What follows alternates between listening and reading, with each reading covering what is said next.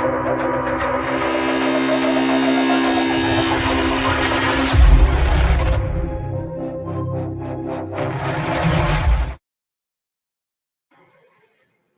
दोस्तों, स्वागत है आप सभी का आपके अपने YouTube चैनल साइबर सिपाही में। एक बार मुझे एबीओके का संकेत दे दीजिएगा ताकि मुझे पता चल जाए आप तक मेरी आवाज और वीडियो दोनों स्पष्ट आ रहे हैं। जितने भी साथी यहाँ पे जुड़े हुए आप सभी का बहुत बहुत स्वागत है। सभी को जय श्री राम, हर हर महादेव। और बहुत लंबे समय के बाद मैं लाइव आया हूँ। सितंबर के महीने में तो पहला ही लाइव है और शायद 30 अगस्त को लाइव किया था, तो लगभग 17-18 दिन हो गए हैं लाइव किए हुए। एक बार आप सभी शेयर भी कर लीजिएगा ताकि जिनको पता नहीं है कि साइबर सिपाही आज रात को 10 बजे लाइव है, उन तक भी ये सूचना पहुंच जाए और बाकी साथी भी हमारे लाइव में जुड़ जाए। विषय आपने थंबनेल में देख ही लिया होगा और उसी विषय पर आज बात करेंगे। एक बड़े योद्धा हमारे साथ में जिनको आप पहली बार साइबर सिपाही पे देखेंगे। तो एबीओके है, भैया लिखते हैं योगेंद्र वर्मा जी। अनिता रॉय दीदी लिखती हैं एबीओके, थैंक यू। चलिए, एबीओके का संकेत मुझे मिल गया। सबसे पहले आइए परिचय करवाता हूँ। डॉक्टर हर्षवर्धन आर्य जी हमारे साथ जुड़े हैं आज एक बड़े विषय पे, हैदराबाद मुक्ति दिवस। इतिहास के पन्नों में छुपे हुए वो सच जो हमसे छुपाए गए, उनकी परत दर परत कुछ पन्ने पलटेंगे। डॉक्टर हर्षवर्धन आर्य जी, उनका स्वागत करते हैं। हर्ष जी नमस्ते, प्रणाम, जय श्री राम, कैसे हैं आप? ओम, सभी को सादर नमस्ते, जय श्री राम जी। ठीक हूँ। कैसे डॉक्टर हर्षवर्धन आर्य जी आप? जी जी, बहुत बहुत धन्यवाद। ठीक है जी। मैं बहुत अभिभूत हूँ आपको इस मंच पे पाकर के, और जिस तरह से हमने पिछले तकरीबन महीने भर पहले से इस लाइव के विषय में बात की थी। अगस्त के महीने में 15 अगस्त के आसपास हमारी बात हुई थी और ये तिथि निर्धारित हुई थी कि 16 सितंबर की रात को हम बात करेंगे हैदराबाद मुक्ति दिवस पे। लेकिन अनफॉर्चुनेटली मेरी एक आंख थोड़ी सी इस समय ठीक नहीं है, आई फ्लू हो गया और अनुमति नहीं थी डॉक्टर की तरफ से स्क्रीन पे आने की। लेकिन चूंकि हम वो हमारे पूर्वज वो है ना कि प्राण जाए पर वचन ना जाए, शब्दों पे जहाँ कहते ना जहाँ जबान दे दी वहां जायदाद दे दी। तो आज का ये विषय मेरे को आपके साथ में लाइव करना ही करना था और मैं बहुत अभिभूत हूँ आपको अपने सम्मुख पा करके।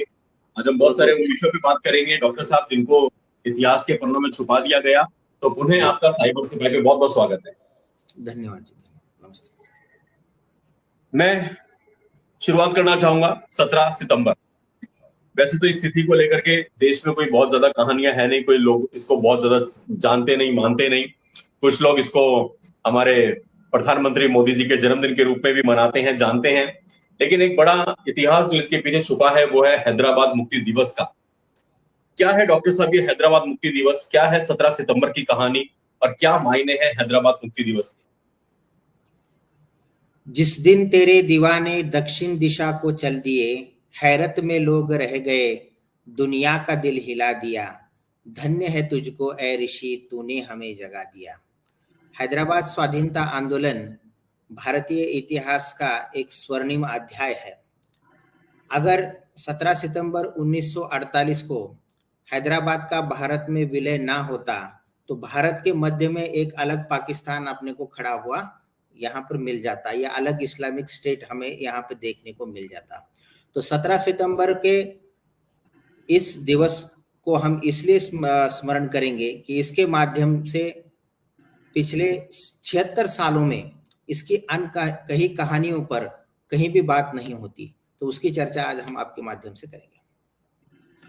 मैं यहीं से शुरू करूंगा कि सबसे पहले डॉक्टर साहब ये चर्चा क्यों नहीं होती और कौन थे वो लोग जिन्होंने इस सच को कहीं छुपा दिया, मिटा दिया, दबा दिया, और क्यों इसके ऊपर चर्चा करना उनको उचित नहीं लगा? देखिए, इसका कारण है मुस्लिम तुष्टीकरण, जो महात्मा गांधी और कांग्रेस की भारत को एक देन कह सकते हैं हम। उसके चलते 48 के बाद भी जो लोग भी सत्ता में आए, उन्होंने जानबूझकर केवल कांग्रेस और कांग्रेस के इतिहास को ही आगे रखा। हिंदू महासभा और आर्य समाज के इतिहास को इसलिए दबाया गया क्योंकि ये लोग धर्म को मानने वाले थे, अपने धार्मिक अधिकारों के लिए संघर्ष करने वाले थे और अपने धर्म के लिए बलिदान देने वाले थे। तो इनको जानबूझ के पीछे रखा गया। आपने बताया कि हिंदू महासभा और आर्य समाज के गौरवशाली इतिहास को दबाया गया, तो हैदराबाद राज्य में आर्य समाज की स्थापना कब हुई डॉक्टर साहब? मैं वहीं से शुरुआत करना चाहूंगा। और हैदराबाद के स्वाधीनता संग्राम में क्या भूमिका रही आर्य समाज की? जी, महर्षि दयानंद सरस्वती द्वारा 1875 में मुंबई में आर्य समाज की स्थापना हुई। इसके तुरंत ही बाद सन 1880 में आज वर्तमान महाराष्ट्र के बीड जिले के धारूर में 1880 में पहला आर्य समाज आया। इसके बाद 1892 में सुल्तान बाजार हैदराबाद में आर्य समाज की स्थापना हुई। देखिए, महर्षि दयानंद सरस्वती ने वेद भाष्य करके सत्यार्थ प्रकाश के माध्यम से संपूर्ण मानव मात्र पर उपकार किया है। उन्होंने कहा कि जाति प्रथा तो मनुष्य निर्मित है, ईश्वर निर्मित नहीं है। सबको वेदाध्ययन का अधिकार, स्त्रियों को शिक्षा का अधिकार, सबको यज्ञ पवित्र पहनने का अधिकार। सत्य सनातन तो केवल वेद है और सत्य सनातन वैदिक धर्म का एक नया स्वरूप महर्षि दयानंद सरस्वती के माध्यम से, आर्य समाज के माध्यम से लोगों के सामने रखा गया और यही हैदराबाद संस्थान में बहुत बड़ा आकर्षण का केंद्र रहा। हजारों लोग इससे जुड़े रहे। इसका कारण मैंने बताया आपको कि अस्पृश्यता निवारण, दलितोद्धार, इसमें बहुत बड़ी भूमिका आर्य समाज ने अपने प्रारंभिक वर्षों में हैदराबाद में निभाई थी। और स्त्रियों के माध्यम से भी, जो स्त्रियां 1893-94 में अपने घर से बाहर निकलकर सामाजिक कार्यों में भाग लेने में पीछे रहती थी, उन सबको आर्य समाज ने अपने सामाजिक कार्यों में सम्मिलित किया। यहाँ तक कि 1901 में आर्य समाज ने स्त्री समाज नामक संस्था के माध्यम से इन सभी स्त्रियों को सामाजिक कार्यों में अवसर का भरपूर योग प्रदान किया। आर्य समाज ने अपने आरंभिक दिनों में, जैसे मैंने उदाहरण दिया, एक बहुत बड़े नेतृत्व आर्य समाज को हैदराबाद में मिला। उनका नाम था कुंवर राय कुंवर बहादुर जी। वो पहले नास्तिक थे, आर्य समाज में आए, वेदों के विषय में सत्संग सुना और ऋषि दयानंद के और वेदों के भक्त बने। एक नास्तिक व्यक्ति आस्तिक बना और उस व्यक्ति ने हैदराबाद में बहुजन समाज के बहुत से लोगों को आर्य समाज से जोड़ दिया। इसका परिणाम ये हुआ कि जो निजाम अपनी सेना में दलितों पिछड़ों को नहीं लेता था, वो लोग जब आर्य समाज से जुड़े तो आर्य समाज की सदस्यता के आधार पर निजाम दलितों को अपनी सेना में प्रवेश देने लगा। ये बहुत बड़ा एक योगदान आर्य समाज के कार्यों के रूप में हम देखते हैं। इसके साथ ही हैदराबाद में व्याख्यानों के माध्यम से, सत्संगों के माध्यम से एक लोगों में नव चेतना का संचार आर्य समाज के माध्यम से किया गया। आपने बहुत अच्छी जानकारी दी है मेरे को डॉक्टर साहब। दो सवाल मेरे मन में यहाँ पे आते हैं। पिछले दिनों एक फिल्म रिलीज हुई थी रजाकार के नाम से, आशा करता हूँ शायद आपने वो फिल्म देखी होगी। जब मैंने वो फिल्म देखी थी और उसके ऊपर हमने यूट्यूब पे लाइव किया था रात को 10 बजे, तो मैंने कहा था कि द कश्मीर फाइल्स की तरह से कि उसमें 5% दिखाया, 95% तो बेचारे फिल्म में भी नहीं दिखा पाए। रजाकार फिल्म के समय भी मैंने ऐसे ही कुछ बोला था। आपकी जानकारी मुझसे बहुत ज्यादा इस विषय के ऊपर, आपने इस विषय पे डॉक्टरेट किया, आपने इस विषय पे इतना गहन अध्ययन किया, इतना शोध किया, आपने अपना जीवन इस विषय पे खपाया है। और आपसे तो रात को 3 बजे नींद में कितना भी बुलवाओ इस विषय के ऊपर में, आप नींद में बोल सकते हैं। तो मैं आपसे जानना चाहता हूँ, रजाकार फिल्म में जो जुल्म सितम दिखाए, जो अत्याचार दिखाए, जो कुछ दिखाया, वो कितना प्रतिशत था और कितना सच था और कितना सच्चाई से दूर था? इसमें जो दिखाया गया हकीकत उससे कहीं ज्यादा है। हकीकत उससे कहीं ज्यादा है। इसके सैकड़ों उदाहरण है। इसकी शुरुआत तो हम यहाँ से करेंगे कि रजाकार तो हैदराबाद में एक अंतिम टप्पा था, एक अंतिम पड़ाव था रजाकारों का। लेकिन इसके सोच की शुरुआत कहाँ से होती है? तो इसके सोच की शुरुआत होती है निजाम मीर उस्मान अली के हैदराबाद में सत्ता में आने के साथ। निजाम, देखिए निजाम ये क्या है, मुगल सम्राटों द्वारा इस शासक को दी गई एक पदवी है। निजाम उल मुल्क असफ जहां प्रथम ने 1724 में अपने हैदराबाद स्टेट की नींव डाली। 1724 से लेके 1948 तक लगभग 225 वर्ष यहाँ निजामों का शासन रहा। इनमें केवल 7 शासक हुए और उनमें था अंतिम शासक निजाम मीर उस्मान अली खान। निजाम मीर उस्मान अली खान 1911 में सत्ता में आया। यह निजाम के जनान खाने की आमतुज जोहरा बेगम नामक एक स्त्री से उत्पन्न निजाम की अनौरत संतति था। यह सत्ता में भी षड्यंत्र के माध्यम से आया था। इसके पिता ने भी इसको कुछ काल अपनी नजर कैद में रखा था। देखिए इसकी सोच कहाँ से बदलती है। यह अलीगढ़ मुस्लिम यूनिवर्सिटी में पढ़ा लिखा था। अलीगढ़ मुस्लिम यूनिवर्सिटी उस समय में भी हम देखते हैं कि आज के समय में भी भारत तेरे टुकड़े होंगे या जैसे भी जो विभाजनकारी शक्तियां जो काम करती है, कट्टरतावाद जो काम करता है, उसकी जड़ें अगर हम खोजने का प्रयास करेंगे तो उसमें मिलती है। अलीगढ़ में शिक्षा के कारण इसने अपने के सामने एक इस्लामिक स्टेट का विजन रखा। इसको दार उल हर्ब को दार उल इस्लाम में परिवर्तित करना था। जैसे गजवाए हिंद का हम बात करते हैं, आज लव जिहाद की बात होती है, या रेल जिहाद जो एक अलग तरह से अभी चल रहा है देश में, इसकी जो जड़ें हैं वो हमें हैदराबाद में भी देखने को मिलती है। यह एक वैचारिक परिवर्तन था। तो सत्ता में आते ही उसने जैसे नगरों के नाम, गलियों के नाम बदलने शुरू कर दिए। उसने अपने सत्तारोहण के समय धाराशिव का नाम उस्मानाबाद कर दिया। ये महाराष्ट्र सरकार ने अब पिछली बार दोबारा से धाराशिव कर दिया। तो उसने अंबाजोगाई को मोमिनाबाद बना दिया। ऐसे नगरों के नाम बदलने के एक सिस्टमेटिक, और उसका जो गुरु था वो था हसन निजामी दिल्ली का।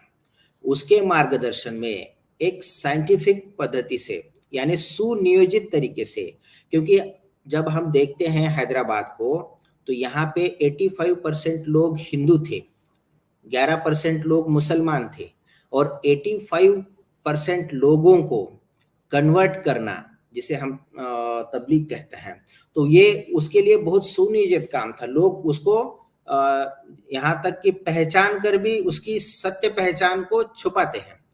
पिछले साल महाराष्ट्र में हमारे कई व्याख्यान हुए तो लोग ये कहते थे कि व्याख्यानों में नहीं, निजाम तो अच्छा था, वो ये तो हैदराबाद स्वाधीनता आंदोलन, यह कोई हिंदू मुस्लिम संघर्ष नहीं था। क्यों नहीं था? शासक मुसलमान था और उसको इस्लामिक स्टेट बनाना था। उसकी एक कविता मैं आपको सुनाता हूँ। उसने महाराजा किशन प्रसाद को अपने पद से हटाने के बाद यह कविता रची थी। वह कहता है, तू किशन प्रसाद है, तू किशन प्रसाद है, मैं खुदा पर शाद हूँ। तू किशन प्रसाद है, मैं खुदा पर शाद हूँ, दीन का उस्मान हूँ, दीन का उस्मान, उसके कट्टर दीन के राज्य की संकल्पना, दीन का उस्मान हूँ, कुफ्र का जल्लाद हूँ। उस्मान इस शब्द का अरबी भाषा में अर्थ होता है सांप या अजगर। मैं दीन का उस्मान बनके ये जो 85% लोग हैं इनको मैं निगल जाऊंगा। अब शासक की मनोवृत्ति उसकी कविताओं से अंकुरित होती है। दूसरी एक कविता उसने बाद के समय में की थी जो रहबरे दक्कन में आई हुई है। वो कहता है, बंद नाकूस हुआ सुन के नदाए तकबीर, बंद नाकूस हुआ सुन के नदाए तकबीर, जल जला आ ही गयो सिलसिलाए जुन्नार पे भी। हमारे समाजी लोग अपने गले में 3 धागों का ये जो पवित्र पहनते हैं, इसको जनेऊ भी कहते हैं। तो आर्य समाज ने क्या किया था, हर व्यक्ति को जनेऊ दिया था, कोई जाति पाति का तो बंधन था ही नहीं हमारे यहाँ। तो आर्य समाज की सक्रियता को उसको कटाक्ष करना था इन जनेऊधारी लोगों को।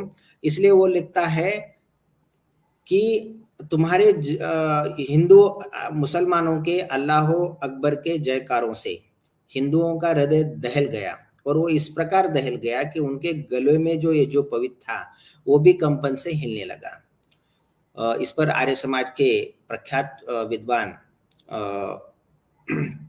पंडित गंगा प्रसाद उपाध्याय जी ने उस समय इसको उत्तर दिया था। वो कहते हैं कि 3 धागे थे फकत सूत के कच्चे, लेकिन 3 धागे थे फकत सूत के कच्चे, लेकिन बाजी जुन्नार ने ली हैदरी तलवार पे भी, बाजी जुन्नार ने ली हैदरी तलवार पे भी। यह बहुत सुनियोजित तरीके से चल रहा था। इसने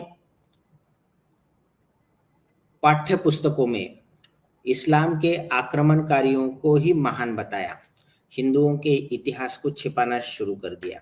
अब देखिए, अगर उस समय के हम हैदराबाद स्टेट को अगर देखते हैं तो मराठवाड़ा महाराष्ट्र का प्रदेश, कर्नाटक का प्रदेश, और वर्तमान आंध्र प्रदेश और तेलंगाना का तेलुगु प्रदेश, इससे मिलके हैदराबाद संस्थान बना था। तो यहाँ पे उर्दू तो किसी की भाषा थी नहीं, तो इसने जबरन उर्दू को राजभाषा बनाया। आप कल्पना कीजिए कि निजाम मीर उस्मान अली के सत्ता में आने से पहले 5000 हिंदुओं की पाठशालाएं चलती थी। उसने इनमें से 4,900 से अधिक पाठशालाओं को बंद कर दिया। इसके सत्ता में आने के बाद केवल अंजुमन-ए इस्लाम के मदरसे ही चलते थे। अब देखिए, जैसे मैं मराठी हूँ और मैं प्राइमरी क्लास में जाके उर्दू के बैठूंगा, तो मेरे घर में तो मानो हिंदू रीति रिवाज है, रामायण महाभारत में वेदों को पढ़ता हूँ, तो मुझे वहां जाके उर्दू रटना है।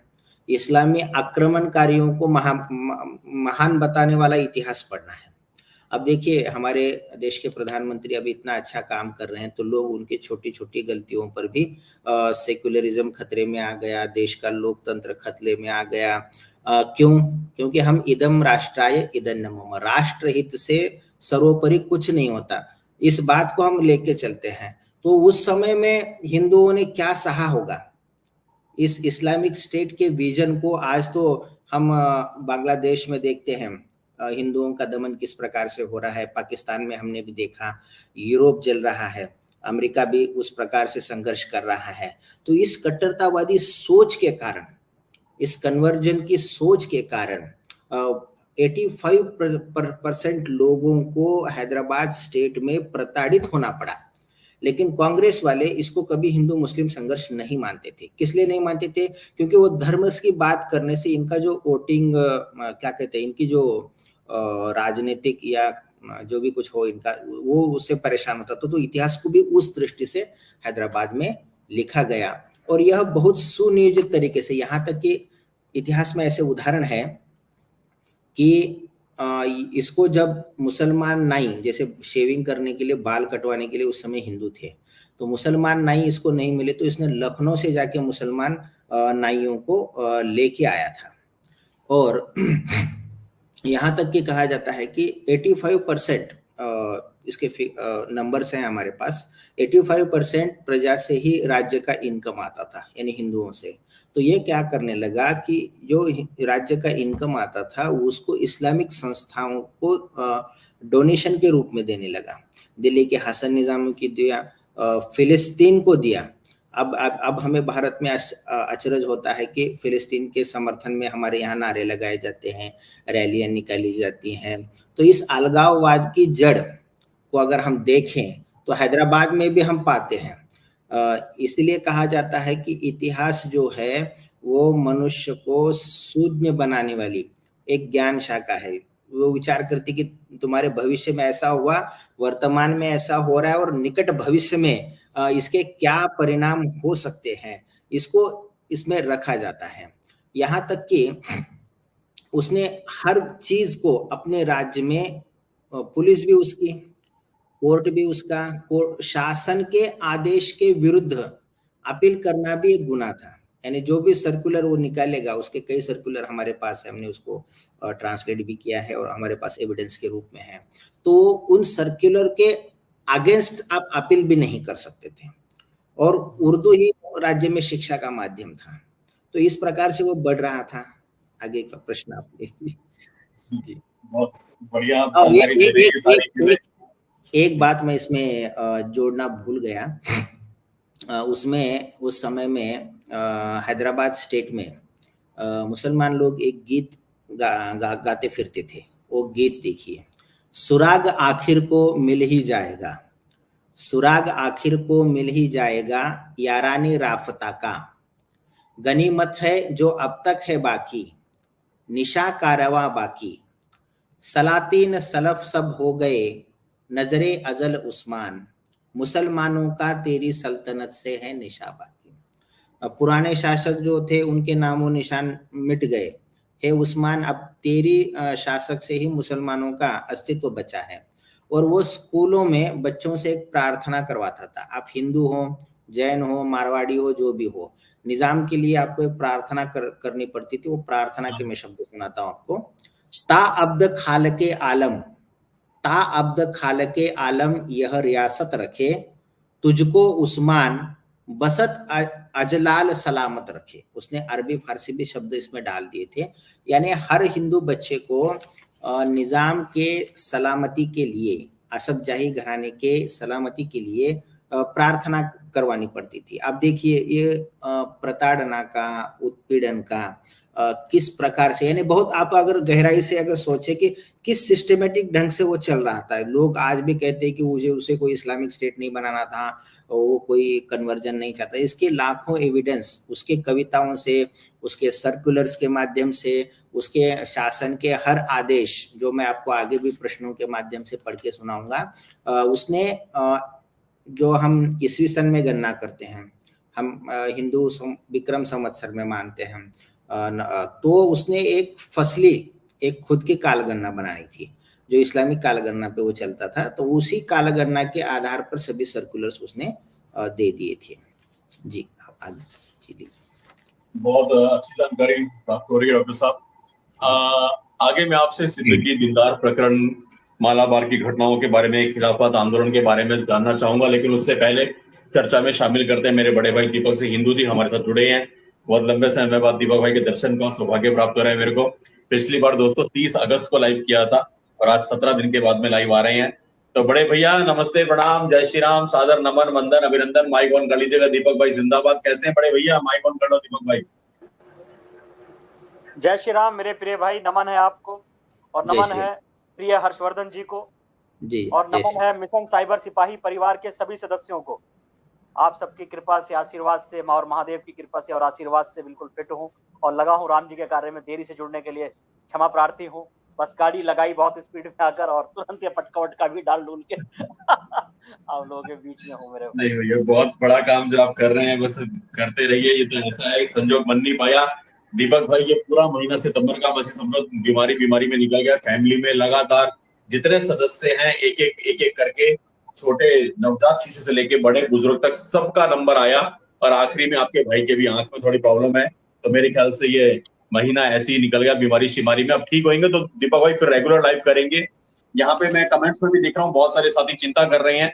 तो दोस्तों ऐसी कोई गंभीर वो नहीं है, थोड़ा सा कंजक्टिवाइटिस है, 3-4 दिन में ठीक हो जाएगा। और आज का लाइव चूंकि ये कमिटमेंट था, और कमिटमेंट भी छोटा मोटा नहीं, पिछले 1 महीने से हमने इस विषय की तैयारी कर रखी थी। डॉक्टर साहब भी बिल्कुल तैयार थे 16 सितंबर के लिए। तो हमें इस दिवस को आगे पीछे करना ठीक नहीं लगा, इसलिए आज हम यहाँ पे लाइव है। आप लोग जुड़े रहिए और जो आप चिंता करते हैं उसके लिए मैं बहुत बहुत बहुत बहुत आभारी हूँ। इतना प्यार आप लोग दे रहे हैं और ये प्यार हमेशा बना के रखिए। शुभमंगला की जीवन की बस यही पूछिए, आप लोगों का आशीर्वाद, आप लोगों का प्यार। और जो भी साथी चर्चा में जुड़े हुए हैं, चैनल को सपोर्ट कर रहे हैं, कमेंट्स कर रहे हैं, सुपर चैट, सुपर स्टिकर के माध्यम से, उन सभी को भी बहुत बहुत धन्यवाद कहता हूं। और दोस्तों जो भी साथी सक्षम हो, प्लीज ज्वाइन बटन दबा करके मेंबरशिप अवश्य ले लीजिएगा। मात्र 79 रुपीज की मेंबरशिप है। आप में से किसी की भी जेब के ऊपर कोई ज्यादा असर नहीं पड़ेगा, लेकिन चैनल को जिंदा रखने के लिए ये मेंबरशिप रक्षा कवच का कार्य करती है। चैनल मरता नहीं है, बेशक हम लाइव आए या ना आए, चैनल जिंदा रहता है। उसके लिए ज्वाइन बटन के द्वारा मेंबरशिप लेना बहुत जरूरी है। बाकी आप सभी साथियों को बहुत बहुत आभार है। डॉक्टर साहब से किसी का कोई भी प्रश्न हो इस विषय को लेकर के, हैदराबाद स्वाधीनता आंदोलन को लेकर के, डॉक्टर साहब ने इसमें पूरा पीएचडी किया हुआ है। आपका कहीं कोई इतिहास का संशय हो तो आप अपने सवालों के माध्यम से डॉक्टर हर्षवर्धन आर्य जी से अपने सवाल भी कर सकते हैं। और दीपक भाई हमारे साथ में हैं, दीपक भाई भी कोई सवाल कर सकते हैं। बाकी डॉक्टर साहब मैं आपसे जानना चाहूंगा, जब हम इस इतिहास को पढ़ते हैं तो एक सिद्दीकी दीनदार प्रकरण के बारे में पढ़ने में मिलता है, वो क्या है? साथ ही खिलाफत और मालाबार की घटनाओं का भी क्या असर रहा हैदराबाद स्वाधीनता आंदोलन पे, इसमें भी जरा आप बताएंगे तो अच्छा लगेगा मेरे को। जैसे कि मैंने कहा कि निजाम एक बहुत ही सुनियोजित तरीके से तबलीग की ओर आगे बढ़ रहा था, तो उसने सिद्दीकी दीनदार को प्रमोट किया था। सिद्दीकी दीनदार इस्लाम का प्रचार करने वाला एक व्यक्ति था। जैसे मैं यहाँ पे अपने दर्शकों को बताना चाहूंगा कि 12वीं सदी में भारत में 2 ऐसे महापुरुष हुए जिन्होंने एक क्रांति 12वीं सदी में की। उनमें हमारे महाराष्ट्र के संत ज्ञानेश्वर और महात्मा बसवेश्वर, इनका नाम बहुत अग्रता से लिया जाता है। हैदराबाद में उस समय महात्मा बसवेश्वर जी के अनुयायी बहुत मात्रा में थे। महात्मा बसवेश्वर जी ने 12वीं सदी में खुद अंतरजातीय विवाह किया और अनुभव मंडप के माध्यम से कई लोगों के अंतरजातीय विवाह 12वीं सदी में महात्मा बसवेश्वर जी ने कराए। और उन्होंने, महात्मा बसवेश्वर जी ने हिंदू धर्म के सभी जाति के लोगों को 12वीं सदी में सभी के लिए दीक्षा अपनी दी थी। तो इसने एक सुनियोजित तरीके से खुद को चन्न बसवेश्वर का अवतार बता के प्रमोट किया खुद को। तो खुद को अवतार बताता था। उसने एक सरवर आलम नाम की पुस्तक लिखी थी। उस सरवर आलम नामक पुस्तक में हिंदू धर्म के राम और श्री कृष्ण के चरित्र पर बहुत ही आपत्तिजनक टिप्पणियां इसमें की गई थी। वह सुबह हिंदुओं से मिलता था तो हिंदुओं के पोशाक में मिलता था, और रात में जब मुसलमानों के साथ उसकी मीटिंग होती थी तो वो मुसलमानी भेष में वहां पे जाता था।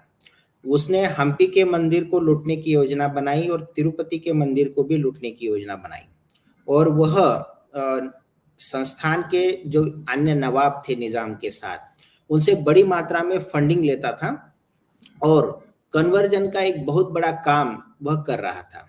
और हमारे उस समय जो हिंदू भोले भाले भाई बहन थे उसके बहकावे में आने लगे थे। तो इस समय आर्य समाज के कई शास्त्रार्थ महारथियों ने, पंडितों ने सिद्दीकी दीनदयाल के साथ शास्त्रार्थ किया, उसको एक्सपोज किया। तो उसको एक्सपोज करके उसके कन्वर्जन के काम को रोकने में आर्य समाज का इस समय बहुत बड़ा योगदान था। आर्य समाज के मास्टर लक्ष्मण राव आर्य उपदेशक ने खंजीरे जालिम नाम की एक पुस्तक उर्दू में लिखी और उसके माध्यम से इसके षड्यंत्र को उजागर किया। इसके साथ ही आर्य समाज के शास्त्रार्थ महारथी पंडित रामचंद्र जी देहलवी, जिनका कुरान की आयतों पे इतना बड़ा वर्चस्व था कि मुसलमान मुल्ला मौलवी भी कहते थे कि या खुदा तूने इल्म भी दी है तो किस काफिर को दी है। इतनी बड़ी मात्रा में कुरान का इस्लाम के इतने बड़े विद्वान थे कि उन्होंने इसको शास्त्रार्थ में एक्सपोज भी कर दिया था। और इसके कारण इसके सिद्दीकी दीनदयाल का तबलीग यानी धर्मांतरण का काम उस समय बहुत धीमा पड़ा था, और उसको चुनौती के रूप में हिंदू महासभा हैदराबाद में आई 1923 के बाद। आर्य समाज आया 1880 में, 1948 तक यह संघर्ष चला। और हम देखते हैं कि लोगों में हमारे छत्रपति शिवाजी महाराज ने सर्वप्रथम महाराष्ट्रियन लोगों में स्वाभिमान से जीने की भावना, स्वधर्माभिमान से जीने की भावना तैयार की थी। तो निजाम ने क्या किया, आप छत्रपति शिवाजी महाराज को नहीं पढ़ सकते, आप दुर्गादास राठौड़ को नहीं पढ़ सकते, आप हिंदुओं में जो जहां से प्रेरणा ली जा सकती है, आप राम कृष्ण वेद उपनिषद आप सब तरह से बैन कर दिया। उसने खुद की पुस्तकें सिद्दीकी दीनदयाल के माध्यम से प्रमोट की, और उसको इस इस्लामिक षड्यंत्र को चलाने में हसन निजामी का पूरा हाथ था। ये हसन निजामी वही व्यक्ति था, आर्य समाज के शुद्धि आंदोलन के महान सन्यासी स्वामी श्रद्धानंद जी की हत्या करने वाले अब्दुल रशीद को अपॉइंट निजाम ने किया था, और अब्दुल रशीद के परिवार को 1948 तक पेंशन निजाम देता था। मिलिट्री शासन के दौरान मेजर जनरल जे.एन. चौधरी ने अब्दुल रशीद के परिवार की पेंशन बंद करवाई थी। आप इस पर से समझ सकते हैं किस तरह से सुनियोजित तरीके से इस तबलीग की ओर आगे बढ़ रहे थे। अब दूसरा सिद्दीकी दीनदयाल के बाद आपने दूसरा कौन सा पूछा, फिर से आप? दीनदयाल प्रकरण के साथ में मालाबार की घटनाओं के बारे में उसका क्या असर था हैदराबाद स्वाधीनता संग्राम पे। लेकिन अभी आपने एक बड़ा इंटरेस्टिंग प्रसंग बताया रामचंद्र देहलवी जी के बारे में कि उनको कुरान और उसका इतना गहन अध्ययन था कि वो लोग भी कहते थे कि या खुदा शौकत को दिया तो किसको दिया, किस काफिर को दिया। मैं चाहूंगा कि थोड़ा सा इसमें अगर कोई विशेष प्रसंग हो, स्पेशली किशन प्रसाद जी का, रामचंद्र देहलवी जी का, उसको भी बताइएगा। और समय की अपनी मर्यादा है क्योंकि मैं धीरे धीरे आना चाहूंगा आर्य समाज का जो मेन बलिदान वाला चैप्टर है, जो पत्रकारिता से लड़ने वाला चैप्टर है, मैं वहां तक लाऊंगा इस कहानी को। लेकिन वहीं चलते हैं वापस मालाबार की घटनाओं का और क्या असर रहा हैदराबाद स्वाधीनता संग्राम पे। ठीक है, देखिए समय की मर्यादा तो है, लेकिन हमारे इतिहास में जिन घटनाओं को छिपाया गया हम उस पर विशेषता से बात करें, पाठक भी सुनने वाले भी उसका आनंद जरूर लेंगे। शास्त्रार्थ हैदराबाद के निजाम के प्रधानमंत्री थे महाराजा किशन प्रसाद, और इस हसन निजामी ने एक फातगे दावते इस्लाम नामक एक पुस्तक लिखी थी, और उस पुस्तक को महाराजा किशन प्रसाद को समर्पित करते हुए उन्होंने ख्वाजा हसन निजामी चिश्ती महाराजा किशन प्रसाद हैदराबाद प्रधानमंत्री, ऐसा उनको एक टाइटल दिया था। इस हिंदू प्रधानमंत्री को इस्लाम में कन्वर्जन करने के लिए सब तरह के प्रयास हो रहे थे। और आर्य समाजी लोग ये बहुत सीधी तरह से समझ गए थे कि हिंदू प्रधानमंत्री अगर उस स्टेट में कन्वर्ट होता है इस्लाम में, तो हजारों लोग कन्वर्ट हो सकते थे। तो जिस समय सिद्दीकी दीनदार को एक्सपोज करने के लिए शास्त्रार्थ महारथी हैदराबाद आए, तो आर्य समाज के लोग किशन प्रसाद जी के पास गए और उनको कहा कि आपके मन में जो भी शंकाएं हैं इस्लाम को लेकर या हमारे धर्म को लेकर, हम उसका निराकरण करेंगे, आप उनसे चर्चा कीजिए। तो उन्होंने मुसलमान मुल्ला मौलवियों को भी बुलाया और शास्त्रार्थ महारथी जी रामचंद्र जी गए। 4 दिनों तक यह शास्त्रार्थ चलता रहा और उनकी शंकाओं का निरसन होने के बाद उन्होंने एक लेख प्रकाशित किया, हिंदू भाइयों से खिताब, और उसमें उन्होंने कहा कि मैं हिंदू हूं और शुद्ध हिंदू ही रहूंगा। आर्य समाज का यह बहुत बड़ा योगदान था और एक बहुत बड़े कन्वर्जन को आर्य समाज ने, इस शास्त्रार्थ महारथियों ने हैदराबाद में विफल कर दिया था। जैसे आपने कहा कि मालाबार और खिलाफत का क्या इम्पैक्ट रहा, मैंने कहा कि हमारे देश में गांधी द्वारा और कांग्रेस द्वारा मुस्लिमों का तुष्टीकरण जो होता रहा, उसके कारण, जैसे खिलाफत, अभी देखिए खिलाफत में हमारी कोई भूमिका नहीं थी। कमाल पाशा का सत्ता में आना और खलीफा का देश छोड़ के भाग जाना, उस देश को ही खलीफा की जरूरत नहीं थी, तो गांधी जी ने बेवजह भारत में खिलाफत का आंदोलन खड़ा कर दिया। इससे क्या हो गया कि हमारा स्वराज्य का ध्येय पीछे रह गया और मुसलमानों के मन में यह भावना को उन्नत किया गया कि हम तो शासक है, हम शासक है और हिंदू शासित है। इस भावना से क्या हो गया कि एक अलगाववाद का, इस तुष्टीकरण के कारण एक गहरी शुरुआत को मैं देखता हूं, ये मेरा मानना है। और गांधी उस समय कहते थे मोहम्मद अली और शौकत अली मेरे दोनों हाथ हैं। उस समय एक गीत हिंदू लोग भी खिलाफत के समय गाते फिरते थे, कहती है अम्मा शौकत की जान दो बेटा खिलाफत में। अब हिंदू को ठीक है शौकत की अम्मा कहती है, लेकिन हम क्यों जान दे खिलाफत में। बेवजह का एक आंदोलन उस समय खड़ा किया गया। मालाबार में जो हिंदुओं का नरसंहार हुआ, जो बर्बरता हुई, जिससे आप भी पाठक में ज्यादा समय नहीं लूंगा, लेकिन उस खिलाफत की परिणति मालाबार थी और मालाबार की पीड़ितों को, हिंदुओं को सहायता करने में हैदराबाद से बहुत लोग वहां पे गए और बहुत ही धनराशि को भी एकत्रित करके सहायता के लिए भेजा गया। तो मालाबार की घटना ने, खिलाफत की घटना ने यहाँ के लोगों के दिमाग में एक डाल दिया कि हम तो शासक हैं। यहाँ तक कि निजाम ने खुद के बेटे का विवाह खलीफा की बेटी नीलोफर से किया और उसको खलीफा, खुद खलीफा बनने के निजाम को सपने आने लगे। अब देखिए निजाम का सत्ता में आना और कन्वर्जन इस्लामिक स्टेट के लिए धीरे धीरे बढ़ना, यह हैदराबाद स्वाधीनता के लिए संघर्षों का दौर था। और उसने क्या किया कि महकमा अमूरे मजहबी नामक एक धर्म विभाग बनाया। यह धर्म विभाग क्या करता था, हिंदुओं को मंदिर बनाना है तो महकमा की अनुमति लेनी पड़ेगी, आपके मंदिर के कुछ मरम्मत करनी है तो महकमा की अनुमति लेनी पड़ेगी। तो उसने एक धार्मिक प्रतिबंध लगाए थे, आपको दशहरे का जुलूस निकालना है तो दशहरे का जुलूस भी आप नहीं निकाल सकते थे। उसका एक सर्कुलर उसमें आया था कि गणपति उत्सव हमारे महाराष्ट्र में और हैदराबाद में भी, अब सब जगह भी गणपति का उत्सव बड़ी धूमधाम से मनाया जाता है, तो उसने गणपति उत्सव भी उसने बंद कर दिया राज्य में। आर्य साप्ताहिक सत्संग होते थे, रविवार के दिन हवन कुंड बिठाए जाते थे, हम लोग हवन करते हैं तो हवन नहीं कर सकते, वेद मंत्रों की आहुतियां नहीं दे सकते, आपके धर्म के कोई प्रचारक आके आपके समाज मंदिरों में भाषण नहीं दे सकते थे।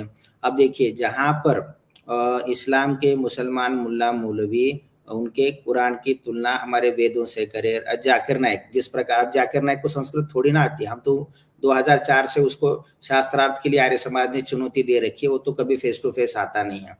तो जिनको संस्कृत नहीं आती वो पुस्तक उठा के करिए, देखिए वेद में ये कहा है, देखिए इसमें ये कहा है, अरे भाई उसका मीनिंग, उसको पढ़ने की योग्यता है क्या तुम्हारी। तो उसी प्रकार वो हिंदुओं को बहकाने के लिए हमारे ग्रंथों की तुलना कर सकते थे, लेकिन हम हमारे लोगों में ही हमारे ग्रंथों की बात नहीं कर सकते, हम प्रवचन नहीं दे सकते थे। एक कई तरह के निर्बंधों को इसमें लगा दिया गया। उसने एक नोटिस में आपको सुनाता हूं उसका।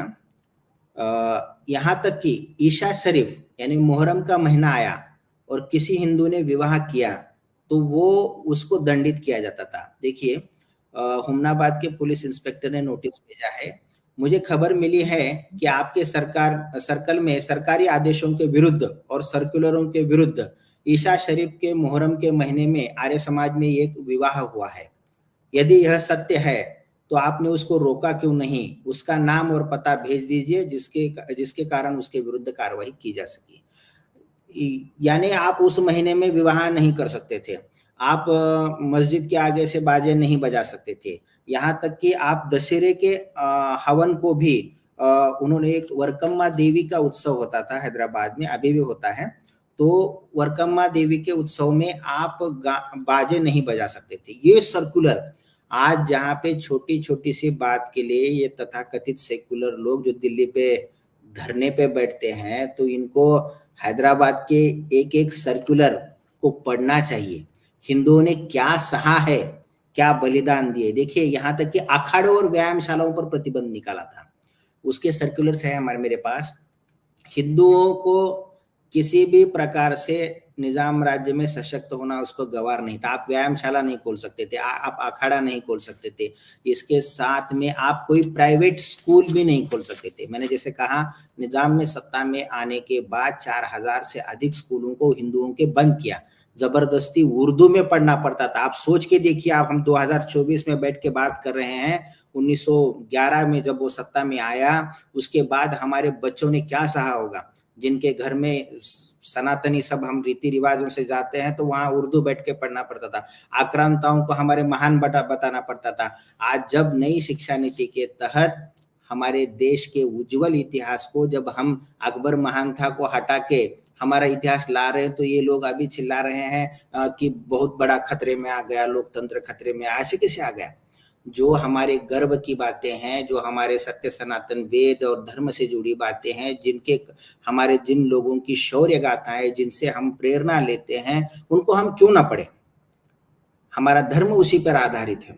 तो इसी तरह के कई ऐसे फरमान थे। और मैंने जैसे कहा कि बच्चों को भी प्रार्थनाएं करनी पड़ती थी। आप सोच के देखिए, कभी मैं तो सुनने वालों से आग्रह करूंगा, हैदराबाद के संदर्भ में आपको सुनने को नहीं मिला होगा, आप सोच के देखिए कि कन्वर्जन की ये क्या पराकाष्ठा है जो आज बांग्लादेश झेला। बांग्लादेश में 1 करोड़ हिंदू कब इकट्ठे हुए?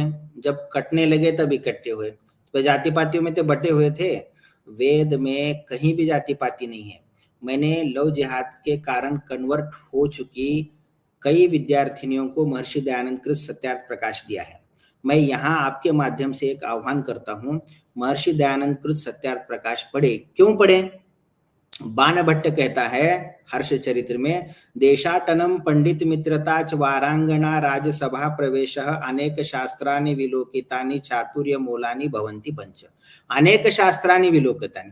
आपको इस्लाम क्या है आप अरबी फारसी नहीं जानते, इस्लाम की समीक्षा ऋषि दयानंद के सत्यार्थ प्रकाश में पढ़िए।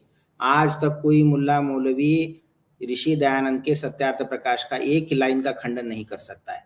आपको क्रिश्चियन को समझना है, बाइबल को समझना है, तो ऋषि दयानंद की ईसाइयों की समीक्षा पढ़िए। आपको जैनों को समझना है, यहाँ तक कि बौद्धों को समझना है, चारवाक को समझना है, नानक पंथ, दादू पंथ, हिंदू सभी पंथों को समझना है, तो ऋषि दयानंद के क्रांतिकारी ग्रंथ सत्यार्थ प्रकाश को पढ़िए। विनायक दामोदर सावरकर कहते हैं, हिंदू जाति की ठंड रगों में उष्णता का संचार करने वाला सत्यार्थ प्रकाश यह क्रांतिकारी ग्रंथ है। और इसकी विद्यमानता में, सावरकर लिखते हैं, इसकी विद्यमानता में कोई विधर्मी अपने पंथों की शेखी नहीं मार सकता, क्योंकि सबकी समीक्षा ऋषि दयानंद ने कर रखी है। और आज सत्यार्थ प्रकाश के मामले में इतने केसेस चले कि अंत में यह कहा गया कि सुप्रीम कोर्ट ने सबको हटा दिया कि अभी सत्यार्थ प्रकाश पे कोई बैन नहीं लगेगा। तो आर्य समाज के इस अद्भुत ग्रंथ को आप पढ़ें, और आपके आसपास भी कोई अगर बहकावे में आ रहा है, जिसका ब्रेन वॉश हो रहा है, तो उसको पहले आप सत्यार्थ प्रकाश भेंट करें कि भाई तू 13वें समुल्लास से शुरू कर। 13वां समुल्लास इस्लाम की समीक्षा है, फिर क्रिश्चियनों के, तो इसको पढ़। और तेरे सत्य सनातन धर्म में से कोई भी तेरे प्रश्न है तो सबके समाधान तुझे सत्यार्थ प्रकाश में मिल जाएंगे। इस अद्वितीय आर्य समाज के महान संस्थापक ने वेदों का पुनरुद्धार किया, और आज जो वेद हमारे सामने उपस्थित है वो आर्ष विधि के आधार पर, शुद्ध संस्कृत व्याकरण के आधार पर आर्य समाज ने आप सबके सामने लेके कोई भी वेद को पढ़ सकता है, सबको वेद पढ़ने का अधिकार, और हमारे धर्म का मूल स्रोत वेद है। तो इसके साथ ही आप आगे का प्रश्न ले लीजिए। ये आपने बहुत अच्छी बात की डॉक्टर साहब। मैं यहाँ पे अपने सभी साथियों को, जो भी हमारे साइबर सिपाही के लोग जुड़े हुए हैं, उनको बताना चाहूंगा, हमने पहले भी कहा है, दीपक भाई इनके साथ में, दीपक भाई याद है जब ब्रह्मदेव आर्य जी ने कहा था फिल्म के समय, द कश्मीर फाइल्स और केरला स्टोरी जब जगह जगह हमने थिएटर्स में दिखाई थी, उस समय भी सत्यार्थ प्रकाश का पूरा वितरण किया गया था। और यहाँ हमने कई बार बोला है कि सत्यार्थ प्रकाश के वितरण के लिए आपको कुछ नहीं करना, हमारे ब्रह्म प्रकाश जी हैं, ब्रह्मदेव आर्य जी हैं, बल्कि हमारे भाई साहब हर्षवर्धन आर्य जी हैं, इनकी यूएस में टीम है, रंजीत जी वगैरह और बहुत सारे साथी हैं। तो सत्यार्थ प्रकाश किसी को भी निःशुल्क प्रति अगर चाहिए तो आप हमें ईमेल कर दीजिएगा अपने एड्रेस के साथ में, आप तक वो प्रति भी पहुंचा दी जाएगी। गूगल पे पढ़िए सर्च जरूर, करने पर भी मिल जाएगा, हर भाषा में सत्यार्थ प्रकाश है, गूगल में हर सर्च करने भाषा पर में है। लेकिन हम योग्य उन साधकों को, ऐसी लोगों को देते जो पढ़े, ये नहीं कि लेके सजा के अलमारी में रख दिया और धूल पे धूल चढ़ रही है तो वो उसका अनादर है। ना सिर्फ सत्यार्थ प्रकाश, बल्कि कोई भी, आप सबको मालूम है पूरे साल 365 दिन हनुमान चालीसा का वितरण साइबर सिपाही पे होता रहता है। पूरे साल 365 दिन श्रीमद् भगवद गीता जी का वितरण यहाँ मेरे बाजू में साथ में रखी हुई है, वो सब चलता रहता है। लेकिन हमेशा जब भी ये पुस्तक वितरण करते हैं, जब भी हम किसी वेद का, ग्रंथ का, रामायण का, हनुमान चालीसा का भी वितरण करते हैं, तो दीपक भाई एक ही शर्त होती है कि भाई इसमें धूल मत चढ़ने देना, इसका अनादर मत करना। तो जो दिल से पढ़ने के इच्छुक है वो संपर्क कीजिएगा, आप तक उसकी निःशुल्क प्रति भी पहुंच जाएगी। हर्षवर्धन जी, इसमें मैं, देखिए आपने जो चीजें बताई अभी कि मुहर्रम के महीने में किस तरह से कि कोई हिंदू भी विवाह नहीं कर सकता था, अब मेरा लेना एक ना देना दो भाई, मुहर्रम का महीना या ईद का महीना मुझे कोई फर्क नहीं पड़ता मेरी जिंदगी में, लेकिन मैं अपने घर में कोई संस्कार नहीं कर सकता, मैं अपने घर में गृह प्रवेश की पूजा नहीं कर सकता, मैं अपने घर में शादी ब्याह नहीं कर सकता, मैं अपने घर में किसी का जन्मदिन नहीं मना सकता। इस तरह के अत्याचार एक अत्याचार हो गए। दूसरे अत्याचार हुए जो कि पूरी तरह से शारीरिक अत्याचार हम कह सकते हैं, जो हमने फिल्मों में भी कई दफे देखा कि आपको इस कदर यातनाएं देना, इस कदर सताना, मारना, काटना, आपके ऊपर तरह तरह के, मतलब कल्पनाओं से परे जाकर के शारीरिक ऐसे अत्याचार, जिसके विषय में मैं आपसे भी बात करूंगा आगे।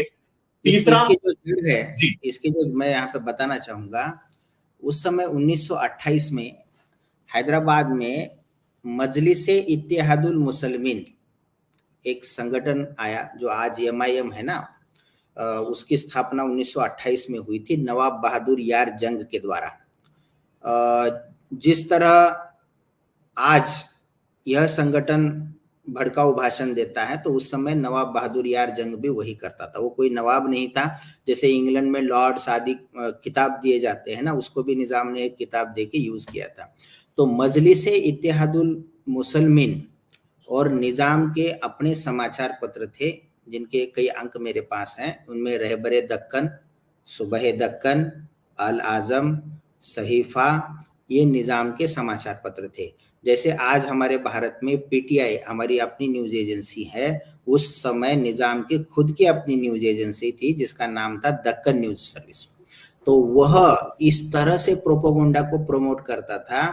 और मैंने कहा ना कि निजाम के सत्ता में आने से पहले 85% हिंदू लोग सभी राज्य के सभी पदों में थे, लेकिन निजाम ने क्या किया, अलीगढ़ से सब लोग मंगवाए और उनको अपने राज्य में उच्च पदों पर बिठाया। और इत्तेहादुल मुसलमीन, नवाब बहादुर यार जंग और अलीगढ़ के लोगों ने हिंदुओं पे अन्वित अत्याचारों का दौर शुरू किया, क्योंकि एक तो ये पढ़े लिखे नहीं थे, हिंदुओं को ना सरकारी नौकरी मिलती थी, ना उनको शिक्षा के कोई अवसर थे। उसने उस्मानिया यूनिवर्सिटी निकाली और उस उस्मानिया यूनिवर्सिटी के प्रोफेसर अब्दुल लतीफ ने पाकिस्तान योजना बनाई। बहुत से लोगों को लगता है कि पाकिस्तान ये 47-48 की बात, ऐसे नहीं। उसकी शुरुआत निजाम राज्य में 1920 में यह पाकिस्तान योजना बनाई गई थी। और इस पाकिस्तान योजना का अभी चित्र तो हम मेरे पास है, लेकिन उस चित्र में यह दिखाया गया था कि भारत में ऐसे काले डॉट्स किए थे, भारत में यहाँ पे इस्लाम के लोग रहेंगे और बाकी जो बचा कुचा भाग है उसमें हिंदू रह सकते हैं। एक 1920 की सोच।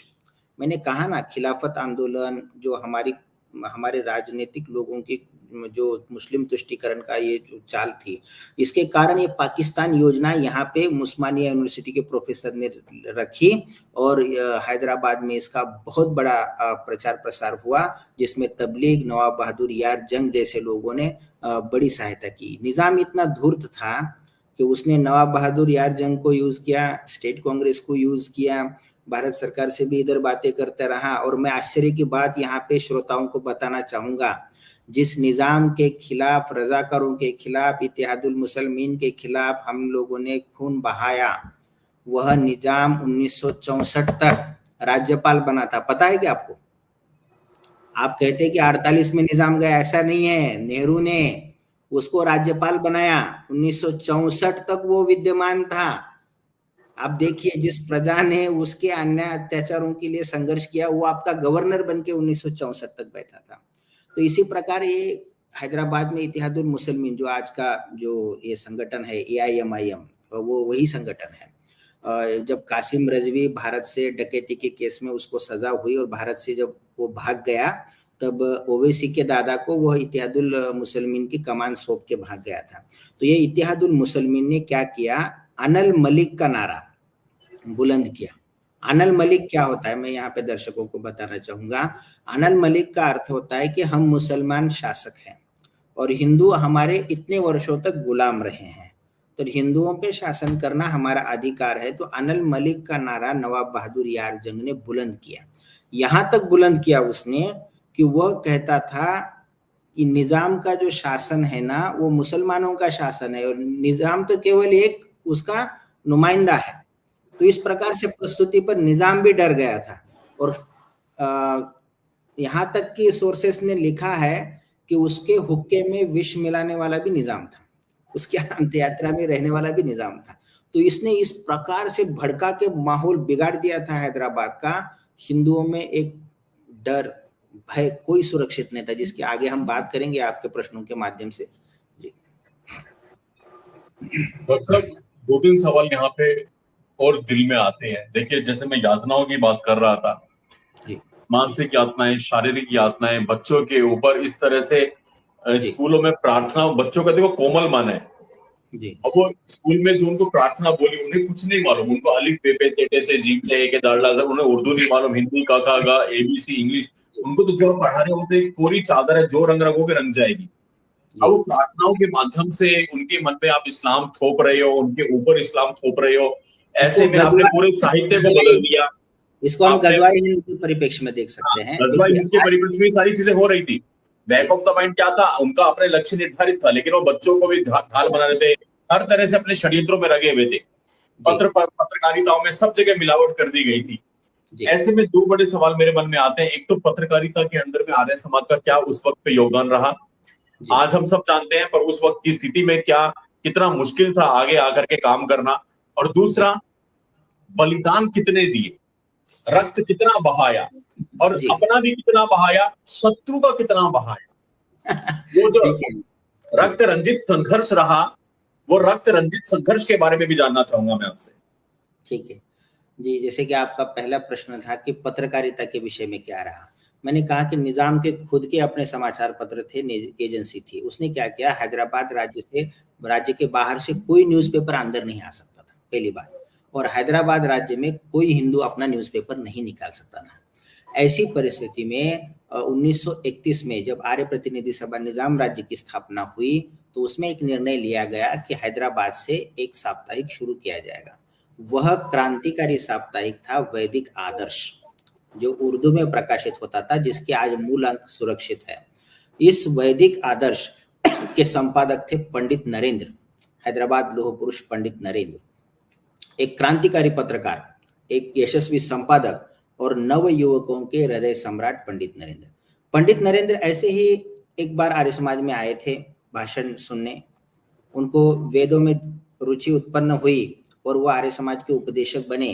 और वो हैदराबाद में जब आके उन्होंने पहला व्याख्यान दिया था, तो उनके व्याख्यान का विषय था कुरान में तजलिए वेद, अर्थात कुरान पर वेदों का क्या प्रभाव है।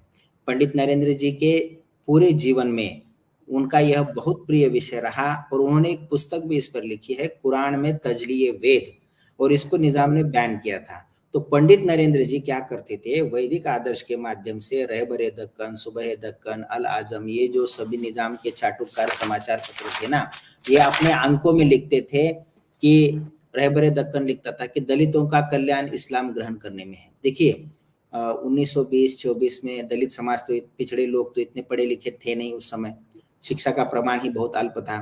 तो ऐसे में कन्वर्जन के लिए दलितों का बहुत बड़ा उपयोग किया जाता था।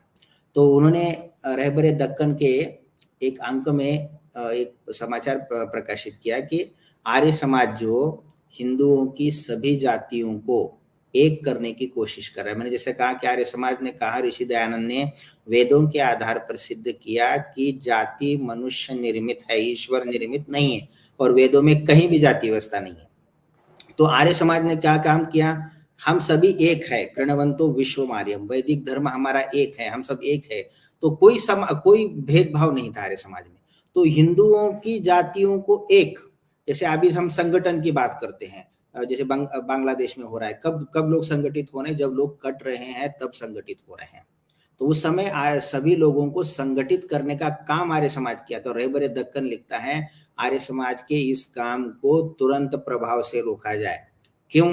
अगर ये व्यवस्था स्थापित हो गई, वेद, रामायण, महाभारत, उपनिषदों के आधार पर चलने वाले आर्य समाज ने ये व्यवस्था बना दी और हिंदुओं का एकीकरण हो गया, तो 85% लोगों का कन्वर्जन मुश्किल था। वैदिक आदर्श में इन सब का उत्तर पंडित नरेंद्र जी देते थे। स्वदेशी हो, राष्ट्रभाषा हो, यहाँ तक कि तबलीग का उत्तर आर्य समाज ने शुद्धि के माध्यम से दिया। शुद्धि के ऊपर आज भी आर्य समाज की स्वामी श्रद्धानंद द्वारा स्थापित अखिल भारतीय हिंदू शुद्धि सभा बहुत बड़ा काम कर रही है शुद्धि का। पूरे भारत में कहीं भी शुद्धि का काम निःशुल्क व्यवस्था के माध्यम से करा दिया जाता है। तो शुद्धि का कार्य करते पंडित नरेंद्र जी स्वयं भी करते थे। नवाब बहादुर यार जंग जिस गांव को कन्वर्ट करके आगे जाता था, पंडित नरेंद्र जी उस गांव में पहुंच जाते थे, हवन करते थे। जो इस्लाम में कन्वर्ट लोग होते थे उनसे आहुतियां डलवाते थे और उनको कहते थे कि आप शुद्ध हो गए, अब आप अपने पुराने नामों को धारण कीजिए और आज से आप वैदिक धर्मी हिंदू बन गए हैं। तो शुद्धि के आंदोलन में, राष्ट्रभाषा दिवस के आंदोलन में, नारी शिक्षा के माध्यम में इतने बड़े पैमाने पर वैदिक आदर्श ने काम किया कि इस वैदिक आदर्श को हैदराबाद का केसरी और मराठा कहा जाता है। जिस प्रकार से केसरी और मराठा ने महाराष्ट्र में एक चेतना की लहर खड़ी कर दी थी, राष्ट्रवाद की लहर खड़ी कर दी थी, और आर्य समाजी लोग, मैंने कहा ना, इदम राष्ट्राय इदम मम, राष्ट्र हित से बड़ा कोई नहीं है, हम उसी को सोच को लेके चलते हैं। तो ये बड़ी क्रांति की ज्वाला जो फाउंडेशन था ना, लोग कहते हैं कि स्वामी रामानंद तीर्थ आए, कांग्रेस वालों ने बाद में ये किया। अरे कांग्रेस तो आई 1938 में।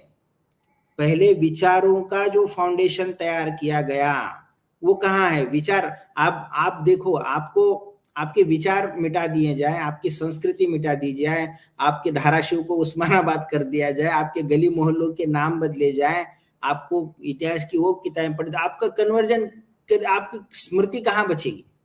तो उस स्मृति को बचाने का काम हैदराबाद में आर्य समाज के समाचार पत्रों ने किया। सोलापुर से वैदिक संदेश निकाला, मुंबई से झंडा और मसावत निकाला। इसके साथ ही बाहर से, लाहौर से उस समय आर्य गजट लाहौर आता था, आर्य वीर आता था, आर्य मुसाफिर आता था, इस सीमा तक आते थे और आर्य समाज इसको अंदर लेके आए। कई समाचार पत्रों के अंक है इन सभी, यहाँ तक कि हुतात्मा भाई श्यामलाल जी की एक लाइन में सुनाता हूँ, सदाकत के लिए अगर जान जाती है तो जाने दो, सदाकत के लिए अगर जान जाती है तो जाने दो, विपत्ति पे विपत्ति सिर पे आती है तो आने दो। लोगों के मन से मृत्यु का भय निकालने का काम इन लेखों ने, विचारों ने और उपदेशकों ने उस समय किया कि लोग आप धीरे धीरे इन धार्मिक प्रतिबंधों के विरुद्ध खड़े होने लगे थे। मैं बात कर रहा हूँ 1933-34 की, अभी तो मैं 48 तक आया ही नहीं। और इस दृष्टि में हैदराबाद में पहला बलिदान हुआ हुतात्मा वेद प्रकाश जी का। पिछले साल कांग्रेस के एक इतिहासकार थे अनंत भालेराव, उनके बेटे ने कहा कि गोविंद पानसरे का पहला बलिदान था। गोविंद पानसरे का बलिदान हुआ 1948 में और हुतात्मा वेद प्रकाश जी का बलिदान हुआ 23/2/1937 में। अब देखिए, हुतात्मा वेद प्रकाश में जिन बलिदानों को बताऊंगा आपको झट से, वो सभी युवक 21 से 25 वर्ष के हैं। वो आर्य समाज में आए, व्याख्यान सुने और उन्होंने मन में निश्चय किया, गांव में व्यायामशाला खुली, युवकों को लाठी काठी, आज भी आर्यवीर दल के माध्यम से सभी तरफ कैंप लगाए जाते हैं, लड़के लड़कियों को कराटे सभी सिखाए जाते हैं। तो वो व्यायामशाला के माध्यम से शिक्षण देने लगे। जो लोग पढ़े लिखे नहीं थे तो रामायण महाभारत और वेद के पुस्तक लेके घर घर पहुंच जाते थे और लोगों में जागृति उत्पन्न करते थे। अब देखिए अपराध क्या था, तो इनको घेरा गया, 150 मुसलमान और एक अकेला निशस्त्र व्यक्ति। तो इनको कहा गया कि तुम इस्लाम कबूल करो। इन्होंने कहा कि नहीं, देखिए मैं ये ऊर्जा की बात कर रहा हूं, आज तो कोई चाकू दिखाए तो भाग जाएगा। तो 150 लोग आपको घेरा बना के खड़े हैं और आपके पास एक मौका है अपनी जान बचाने का, तो जान बचाओ या फिर कबूल करो। तो उन्होंने कहा कि नहीं मैं नहीं करूंगा।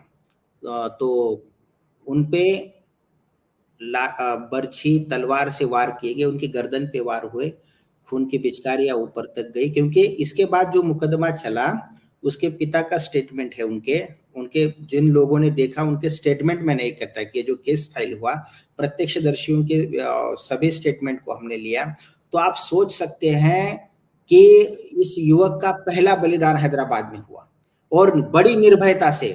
आज तो महाराष्ट्र में एक बात छिड़ी कि छत्रपति संभाजी महाराज को धर्मवीर ना कहा जाए, केवल बीजेपी और जो हिंदुत्ववादी लोग हैं उनको धर्मवीर कहते थे। और कांग्रेस वालों ने एक प्रचलित किया कि स्वराज्य रक्षक, जिसके पिता ने धर्म के आधार पर राज्य की नींव रखी छत्रपति शिवाजी महाराज ने, और जिस व्यक्ति ने धर्म के लिए अपना बलिदान दिया, उनके पास कई ऑफर दिए थे ना कि वो अगर कबूल करते तो उनको जीवन पा सकते थे, लेकिन उस व्यक्ति ने अपना धर्म नहीं छोड़ा, अंत तक अपना बलिदान दिया।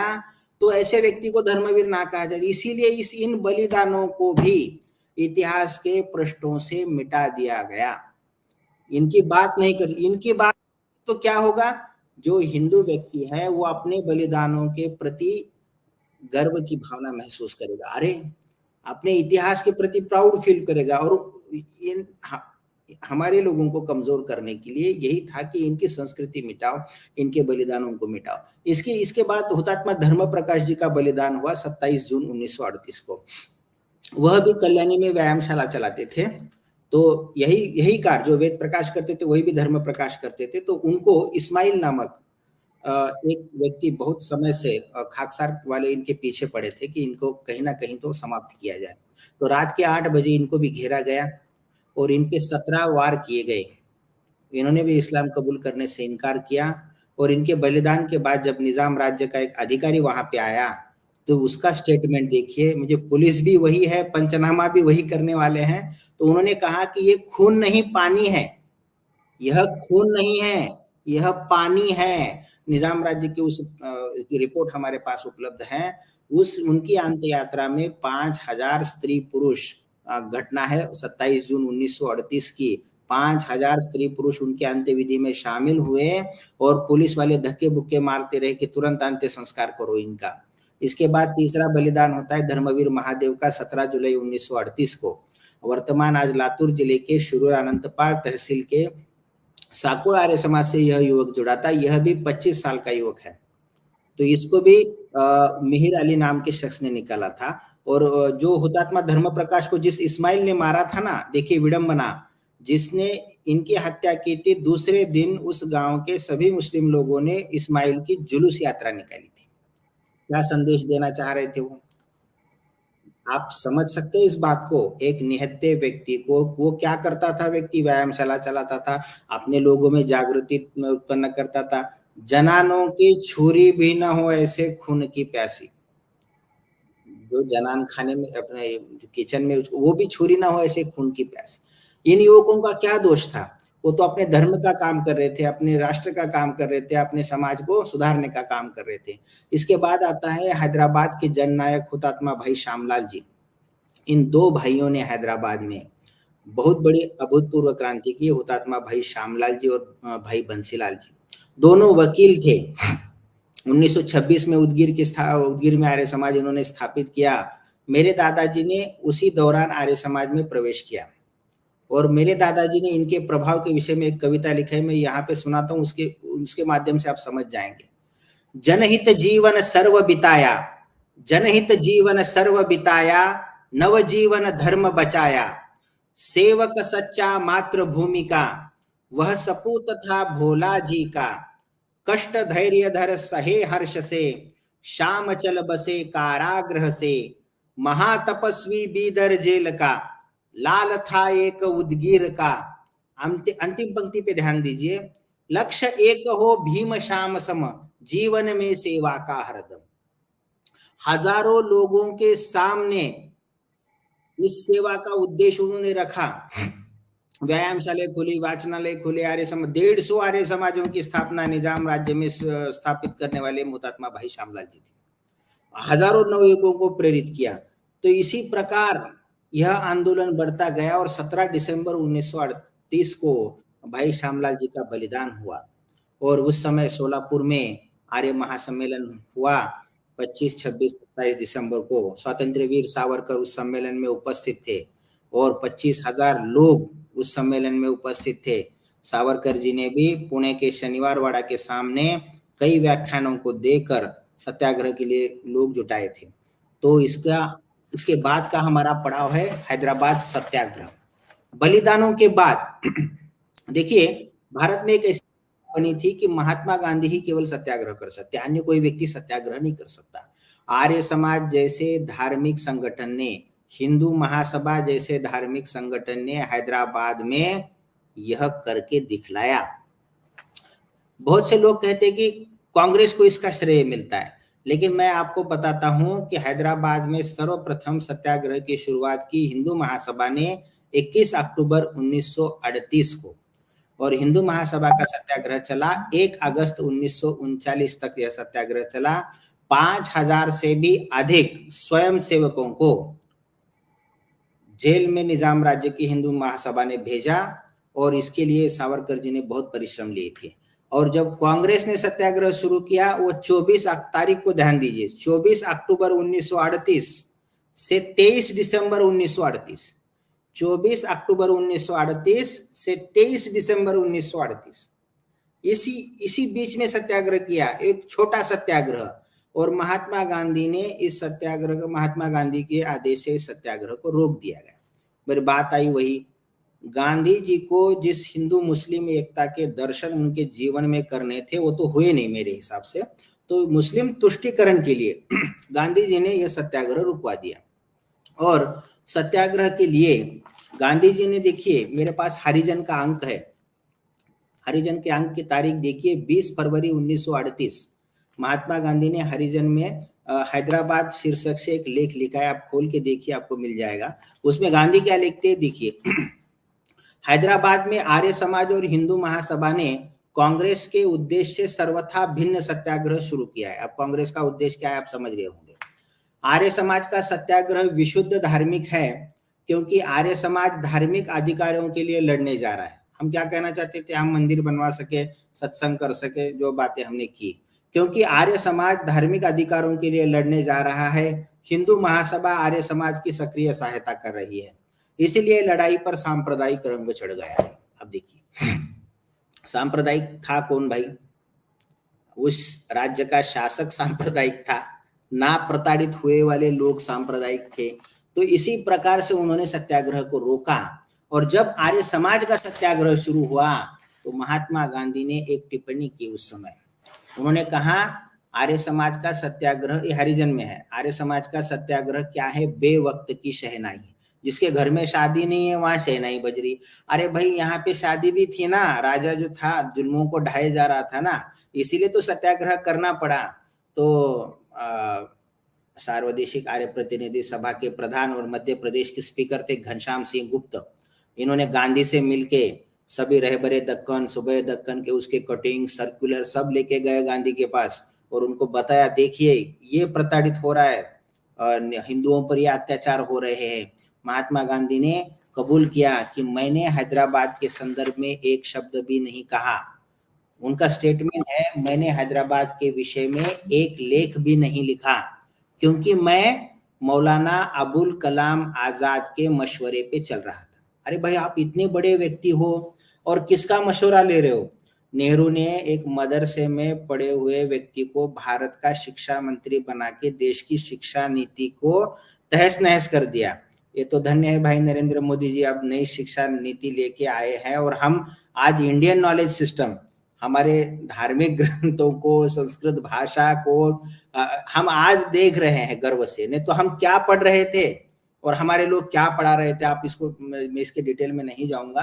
तो हैदराबाद सत्याग्रह में यह बात उस समय हो उठी।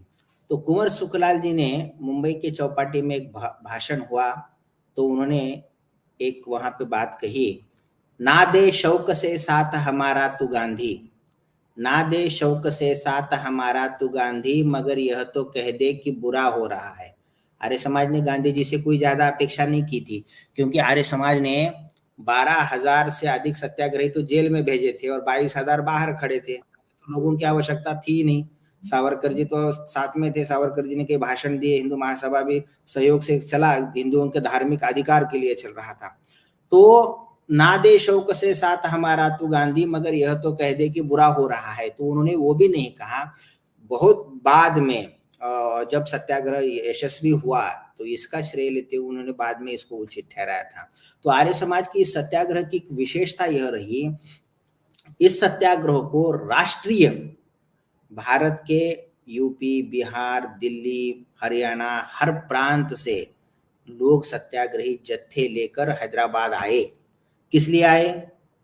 यहाँ के लोगों की धार्मिक अधिकारों की रक्षा के लिए संघर्ष, उनको भी यह अपनापन महसूस हुआ ना, इसलिए वो आए। बर्मा से सत्याग्रही आए, अंतरराष्ट्रीय स्वरूप बना। और मैं आपको यहाँ पे पढ़ के सुनाना चाहूंगा कि इसके संदर्भ में एक समाचार पत्र जो आता है, फ्री प्रेस जर्नल मुंबई के अंक में, पुराने अंक में लिखता है, आर्य समाज ने बहुत बड़े त्याग व्यय पर सत्याग्रह आंदोलन चलाया। आर्य समाज के नेताओं ने उत्तम संचलन किया। इसका हैदराबाद और भारत के अन्य भागों पर गहरा प्रभाव पड़ा। इस सत्याग्रह की प्रतिध्वनि हाउस ऑफ कॉमन्स में, उस समय जो ब्रिटेन का संसद था, आज भी है, तो उसी में भी सुनाई दी थी। आर्य समाज के इन लोगों ने हाउस ऑफ कॉमन्स में भी ये विषय ब्रिटिश राज्य में उठाया था। तो आर्य समाज ने संसार का सबसे बड़ा अहिंसात्मक धर्म युद्ध, हम इसको धर्म युद्ध कहते हैं, क्योंकि हमने ये हमारे धार्मिक अधिकारों के लिए लड़ा था। तो लोग, कांग्रेस वाले तो इससे बचते हैं। तो ऐसे कई संदर्भ में हम देखते हैं कि आर्य समाज का यह सत्याग्रह अभूतपूर्व था। आप कल्पना कर सकते हैं कि उस समय आर्य समाज ने इस पे 10 लाख रुपए से अधिक व्यय किए थे और 20,000 से अधिक लोग इस सत्याग्रह में शामिल हुए थे। 40 से अधिक लोगों का बलिदान हुआ। कई लोग अपाहिज हुए। जेल में कंकड़ की रोटियां, जिसको क्या कहते हैं, रेत की रोटियां सत्याग्रहियों को खिलाई गई, अमानुष अत्याचार किए गए। जेल में हम आर्य समाज ने नमस्ते अभिवादन की प्रथा शुरुआत की। नमस्ते का अर्थ होता है मैं सबका आदर करता हूँ। नमस्ते भी नहीं बोल सकते थे जेल में, जय श्री राम तो दूर की बात है। तो किस किस प्रकार से प्रति यज्ञोपवीत, हम गले में यज्ञोपवीत हमारे तोड़ के फेंके थे। आप हवन कुंड पे आप हवन को यज्ञ नहीं कर सकते थे। आप हुतात्मा राम प्रसाद बिस्मिल को देखिए, उनके जीवन में परिवर्तन आया, सत्यार्थ प्रकाश से आया। स्वामी श्रद्धानंद के जीवन में परिवर्तन आया, ऋषि दयानंद सत्यार्थ प्रकाश से आया। ये लोग अपने जीवन में अंत समय तक यज्ञ करते थे। तो आप यज्ञ नहीं, जेल में इतनी प्रताड़ना हुई, वंदे मातरम रामचंद्र राव पे इतने कोड़े बरसाए गए।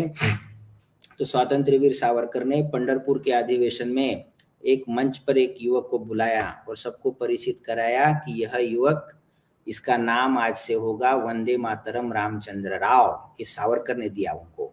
और ये किस लिए पड़ा कि वो इतने कोड़े खाते रहे, इतनी यातनाएं सहते रहे, लेकिन वंदे मातरम कहना नहीं छोड़ा। तो उस समय उस्मानिया यूनिवर्सिटी में वंदे मातरम आंदोलन भी चला। 800 से अधिक विद्यार्थियों को शिक्षा से निकाला गया था वंदे मातरम कहने पे। आप देखिए, बहुत से लोग कहते हैं कि अलीगढ़ में ऐसा नहीं होता सर, आप तो ऐसे, हमारे जेएनयू में तो जी न्यूज ने बहुत बाद में दिखाया था, हम तो बहुत पहले से जेएनयू में देखते थे।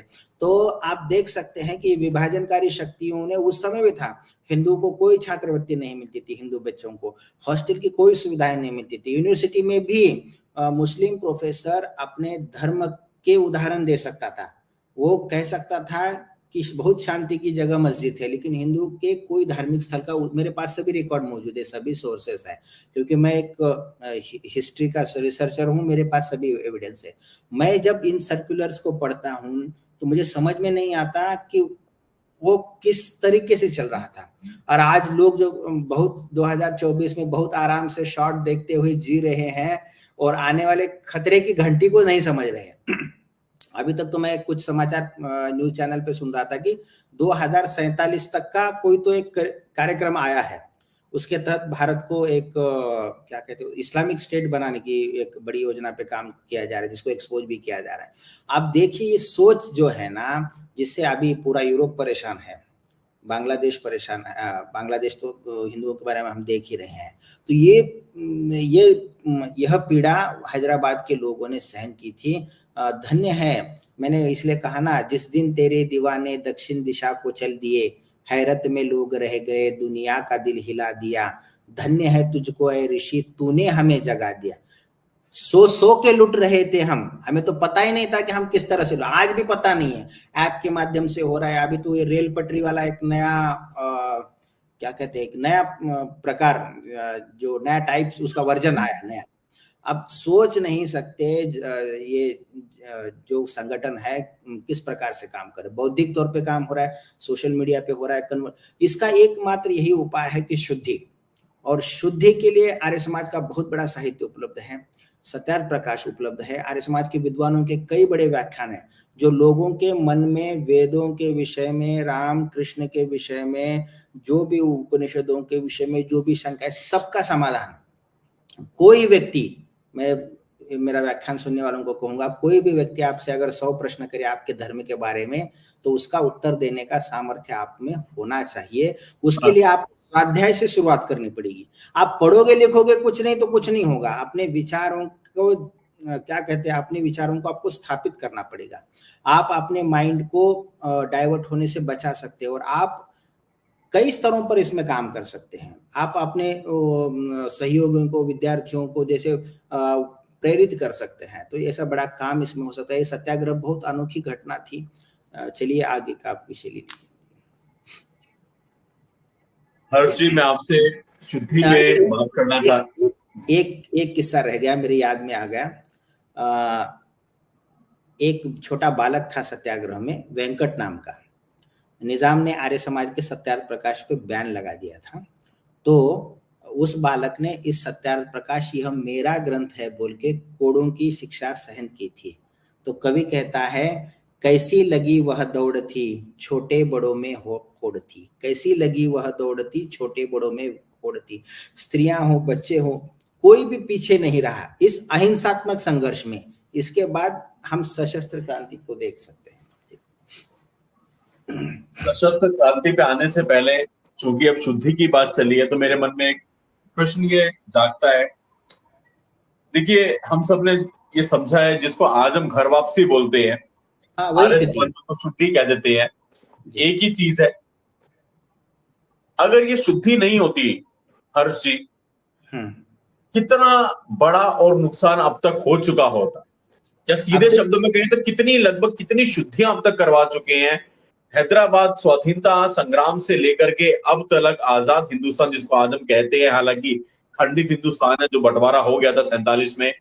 जो भी भाषा के अपने शब्दों का मायाजाल है, हम शब्दों में कुछ भी खेल लें, लेकिन मोटी बात यह, अगर ये शुद्धि नहीं होती तो कितना डैमेज हो चुका होता, और क्या जनसंख्या का अनुपात कितना बिगड़ चुका होता।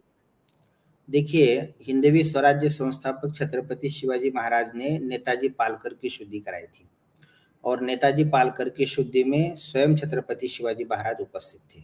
शुद्धि पहले से ही विद्यमान थी। ऋषि दयानंद ने इसको अनोखे रूप में रखा, और स्वामी श्रद्धानंद और हिंदू शुद्धि सभा के माध्यम से मलकाना राजपूतों की शुद्धि, वो हजारों लाखों शुद्धियां की गई, और आज तक शुद्धि का काम चल रहा है। आप देख सकते हैं कि कोई लोग कुछ जला के, कुछ क्या करके, अब मुझे कुछ नहीं हो रहा, मैं लौट रहा हूँ।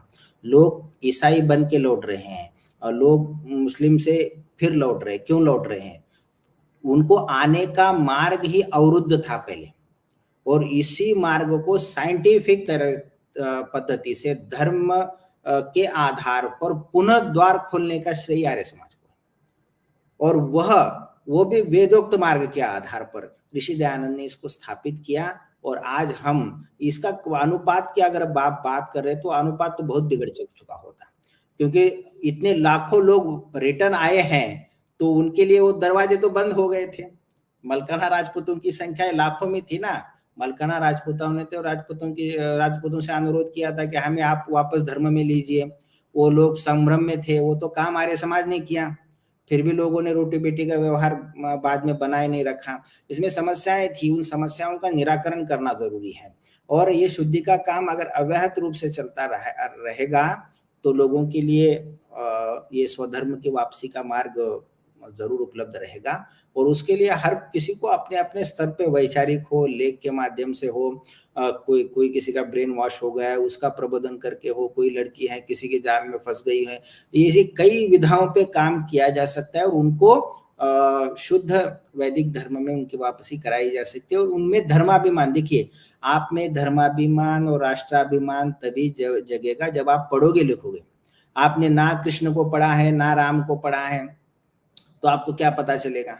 आप प्रतिदिन स्वाध्याय करते रहना चाहिए। और आपके घर में जैसे आप 500 रुपए की चाय पीते हैं या कुछ सुपारी वगैरह जो भी आप खाते होंगे तो उसका व्यय आप धर्म ग्रंथों के संग्रह में लगाए। अपने बच्चों को घर में एक आपकी खुद की लाइब्रेरी देखनी चाहिए कि मेरे पिताजी पढ़ते हैं, मेरे पिताजी संध्या हवन करते हैं, मेरे पिताजी ईश्वर में आस्था रखते हैं। तो वो बच्चा नास्तिक नहीं होगा, वो बच्चा ना कभी कन्वर्ट होगा।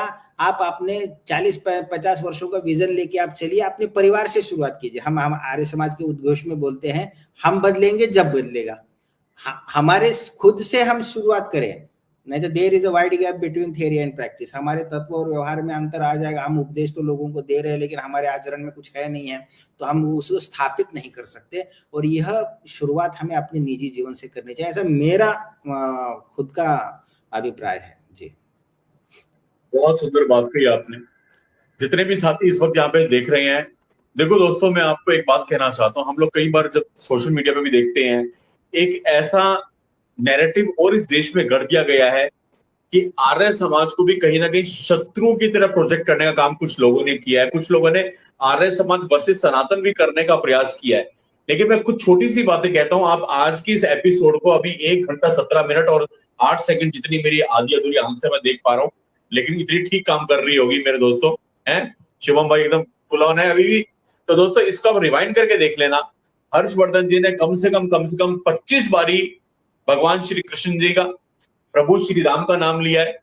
दीपक भाई जब आए तब अभिवादन में जय श्री राम कहा, आगे से जब मैं आया तो जय श्री राम कहा।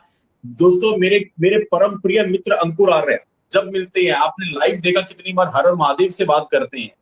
ये सारी भ्रांतियां हैं, ये समाज में फेंकी गई है। क्या होता है जब उधर से लड़ नहीं पाते वो कांट छांट वाले, तो आपस में लड़ाने का काम करते हैं। ये आज से नहीं, कितने सालों से, कितने वर्षों से चला आ रहा है। लेकिन प्रत्यक्ष को प्रमाण की आवश्यकता नहीं होती। ये कोई बनावटी स्क्रिप्ट नहीं है जो हम लोग यहाँ पे बोल रहे हैं, ये अंदर से निकलता है, दिल से निकलता है। जब बात की आर्य समाज की लड़ाई की, जो लड़ाई लड़ी वो मठ मंदिरों की रक्षा की लड़ी। तो मंदिरों में किसको देख के घंटी बजाते भाई? भगवान श्री राम की मूर्ति ही होती वहां पे, शिव जी की ही मूर्ति होती, कृष्ण जी की मूर्ति होती।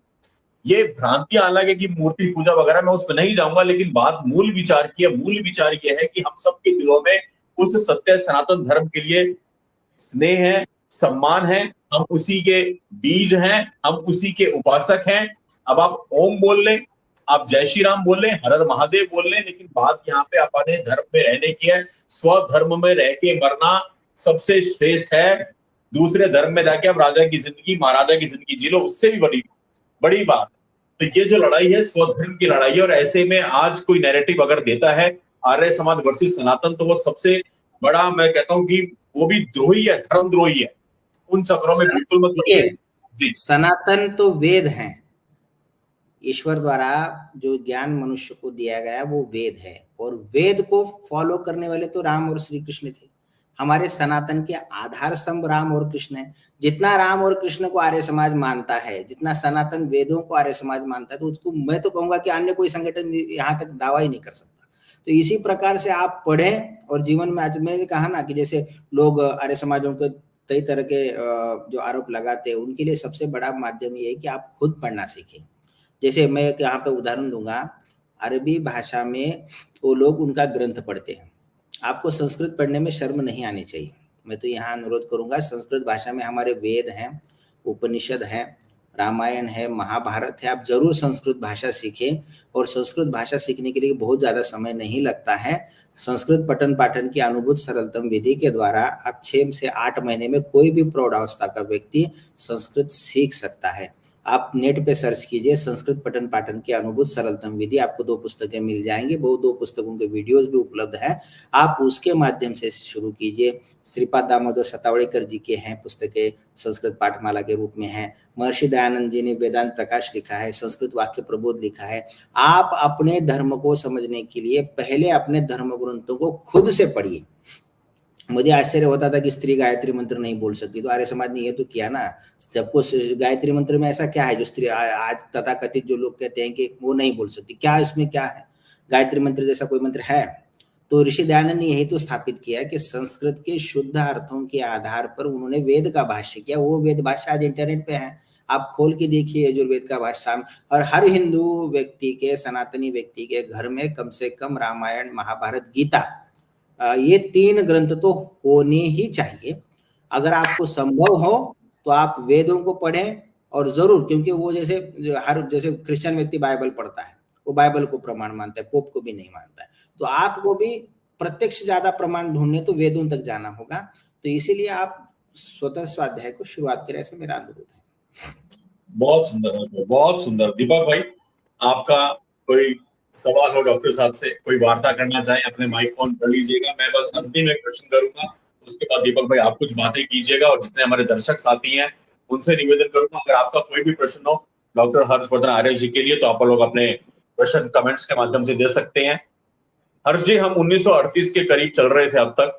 अब मैं चाहूंगा कार्यक्रम के अब इस चरण में, इस भाग में हम सशस्त्र संघर्ष की बात करें, और 1948 आते आते जो अंतिम जो 10 वर्ष हैं, जो ये 17 सितंबर हैदराबाद मुक्ति दिवस मनाया जाता है, क्यों मनाया जाता है, कैसे हुआ, क्या हुआ, सरदार पटेल की क्या भूमिका थी हैदराबाद के भारत में विलय को लेकर के, और ये दिवस उस तरह से स्टैब्लिश क्यों नहीं हुआ जो बाकी दिवस हो गए, ड्राई डे और फ्राइडे वाले जो बैन हो गए, जो इतने धूमधाम से बच्चा दिवस मनाया जाता था, झूठा बच्चा दिवस, उनकी याद में जिन्होंने आजादी की लड़ाई में अपनी पीठ पे एक कोड़ा नहीं खाया, जिनका कोई योगदान नहीं रहा, जो सिर्फ इश्क लड़ाते रहे, ऐसे में हैदराबाद मुक्ति दिवस एक बड़ा नाम लेके क्यों नहीं आगे आ पाया, और अंतिम 10 वर्ष में क्या कुछ हुआ, कैसे हुई हैदराबाद की मुक्ति निजाम के शासन से, और सरदार पटेल जी की भूमिका इसमें क्या रही?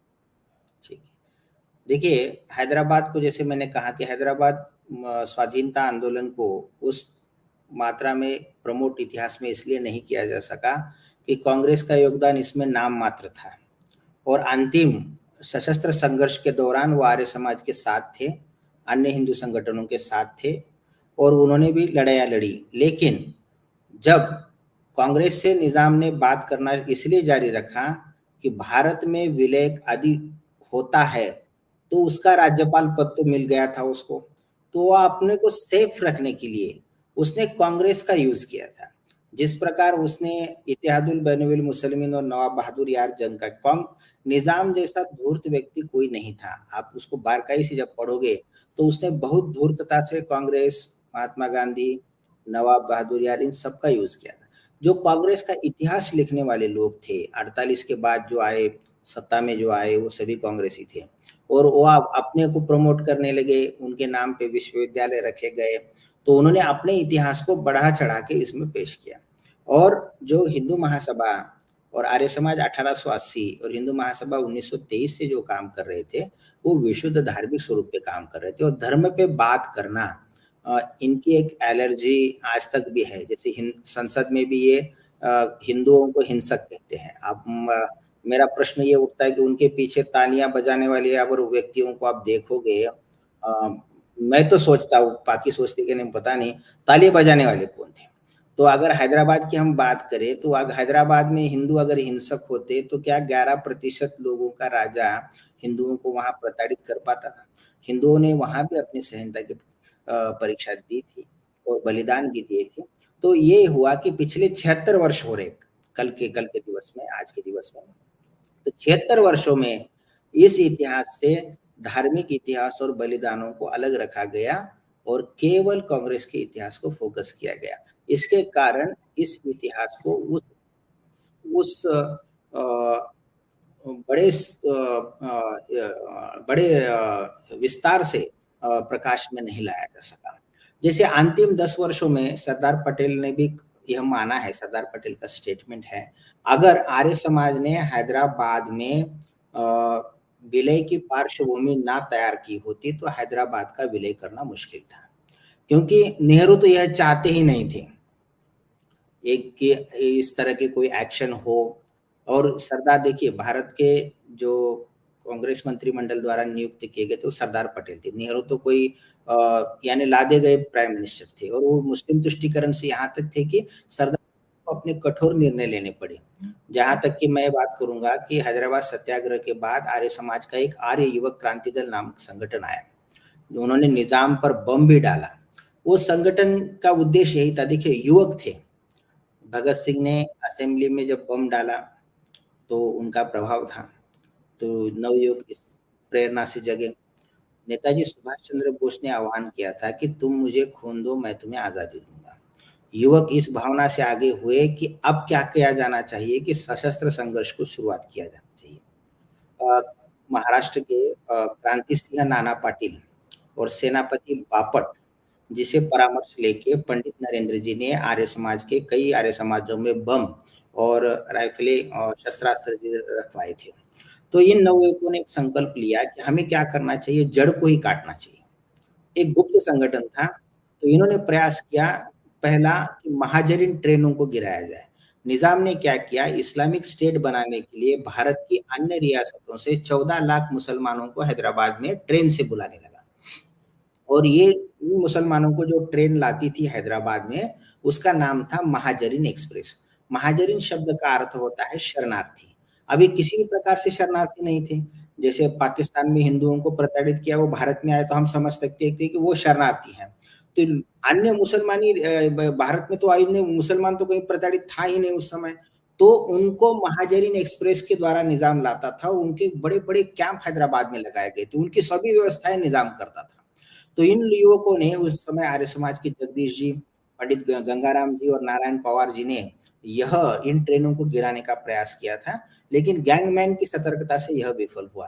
तो इन नवयुवकों ने एक और मृत्यु पर खेलने वाला काम किया।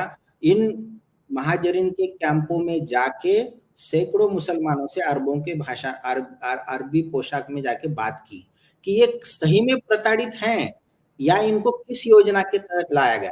हैदराबाद के हिंदुओं को पता नहीं था कि 14 लाख इन लोगों को किस लिए लाया जा रहा है। तो ये युवक मौलाली जैसे कैंपों में गए, इनसे बात की, तो इनको निजाम की ये योजना समझ में आई। तो इन्होंने यहाँ तक कि अपने पत्नियों के गहने बेच के भी बम इकट्ठा किए थे। लेकिन ये कैंप इतने बड़े थे तो उनमें बड़े बम की मात्राएं लगती थी, वो युवकों को उपलब्ध नहीं हो सके। फिर इन युवकों ने निश्चय किया कि अब जड़ को ही हम काट देते, हम निजाम पर बम डालेंगे।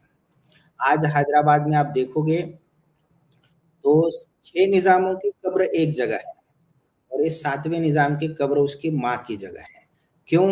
क्योंकि यह अमतुज जोहरा बेगम, जो पहले हिंदू रह चुकी थी, जनान खाने के इससे उत्पन्न अनौरत संतति था। इसने बहुत सा काम किया, लेकिन इसको दफनाने की जगह हैदराबाद में वहां नहीं मिली, तो इसको माँ के मजार के पास दफनाया गया इसके। तो यह क्या करता था, हर रोज अपनी माँ के मजार के लिए मोटर से निकलता था। उस समय उसकी जब मोटर आती थी तो पुलिस वाले सीटियां बजाते थे और लोगों को रास्ते के दोनों तरफ खड़े होना पड़ता था, कोई रास्ते से गुजर नहीं सकता था। तो इसमें आर्य समाज के महान क्रांतिकारी नारायण पवार, जिन्होंने बाद में लेख भी लिखे हैं कि मैंने निजाम पर बम क्यों डाला, उनकी बेटी ने भी एक पुस्तिका इस पर प्रकाशित की है। तो वो जगदीश जी और गंगाराम जी तीनों, पहला वाला विफल गया तो दूसरा वाला थोड़ी दूर के बाद, तीसरा वाला थोड़ी दूर के बाद खड़े थे। दोनों के इसमें पिस्टल थे और बम थे। पंडित नरेंद्र जी भी अपनी पुस्तक हैदराबाद के आर्यों के साधना और संघर्ष में लिखते हैं कि मैंने ही वो बम आर्य समाज में रखे थे जो नारायण को मिले थे, और यही नारायण बाद में सरदार पटेल से भी जाके मिले थे। तो नारायण जी ने निजाम की मोटर पे अमेरिकन हैंड ग्रेनेड बम डाला, और जो बम अंदर गिरना चाहिए था वो पीछे लग के बाहर गिरा और बड़ा गड्ढा हुआ और वहां पे नारायण जी को गिरफ्तार कर लिया गया। लेकिन निजाम का जो ड्राइवर था शेख महबूब बड़ा होशियार था, उसको अंदेशा हुआ कि आगे भी कुछ हो सकता है, इसलिए आगे की योजना और ये बच्चे तो सब नवयुवक थे ना, तरुण थे, इनको गाड़ी रिवर्स ली जाएगी, ये थोड़ा इसका अनुमान लगाने में ये थोड़ा सोच नहीं पाए और शेख महबूब ने क्या किया, खतरे को भापते हुए निजाम की मोटरसाइकिल को मोटर कार को रिवर्स में डाल दिया। अब आगे वाले तो ऐसे धर कर बैठे थे। इतनी यातनाएं सहने के बाद भी नारायण पवार जी ने एक शब्द भी अपने साथियों के बारे में नहीं बताया। वो एक शीशी लेके चलते थे कि हम खुद को समाप्त करेंगे। रक्त से पत्र लिखे गए थे, प्रतिज्ञा लिखी गई थी, वो हैदराबाद के बाद में भी नारायण पवार जी के पास में थी। तो ये युवकों का साहस देखिए, और मिलिट्री शासन आते हुए भी इनको बहुत महीनों तक रिहा नहीं किया गया था। पंडित नेहरू जब हैदराबाद आ रहे थे तो इनकी जमानत मांगी गई, तो पंडित नरेंद्र जी ने कहा कि नारायण पवार से अगर कोई जमानत मांगता है और नारायण पवार को अरेस्ट करने का प्रयास किया जाता है तो आर्य समाज एक बहुत बड़ा आंदोलन हैदराबाद में खड़ा कर देगा। क्योंकि पंडित नरेंद्र जी गृह मंत्री होने वाले थे, वो नहीं हुए, दिगंबर राव बिंदु को गृह मंत्री बनाया गया, आर्य समाजियों ने पद त्याग किए थे।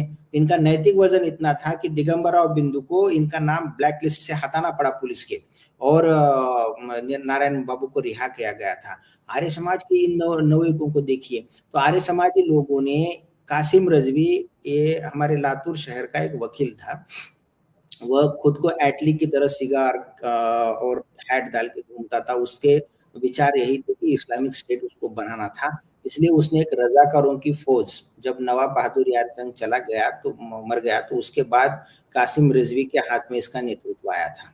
उसकी दृष्टि भी वही थी, उसने रजाकारों की बहुत बड़ी फौज खड़ी कर दी थी और ये रजाकार गांव-गांव जलाते थे, हिंदू स्त्रियों के साथ बलात्कार करते थे।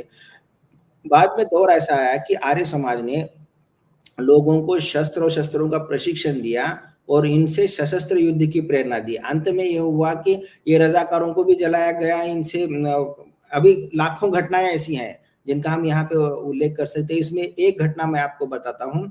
किशन राव टेके जी और गोदावरी टेके जी, इनके घर पे ओम का झंडा लगा हुआ था। एक तहसीलदार वहां पे गया और 2 पठान उसके साथ थे और एक पुलिस वाला था। उन्होंने कहा कि ओम का झंडा उतार दो। किशन राव टेके जी ने कहा कि मैं मर जाऊंगा लेकिन ओम का झंडा नहीं उतारूंगा। तो उस तहसीलदार ने इन पे गोली चलाई। उनकी पत्नी वहां पे थी, गोदावरी बाई टेके, वो तुरंत भाग के अंदर गई, क्योंकि आर्य समाज के सभी लोगों के पास उसे जो बंदूक थी घर में लटके और वो लेके आई।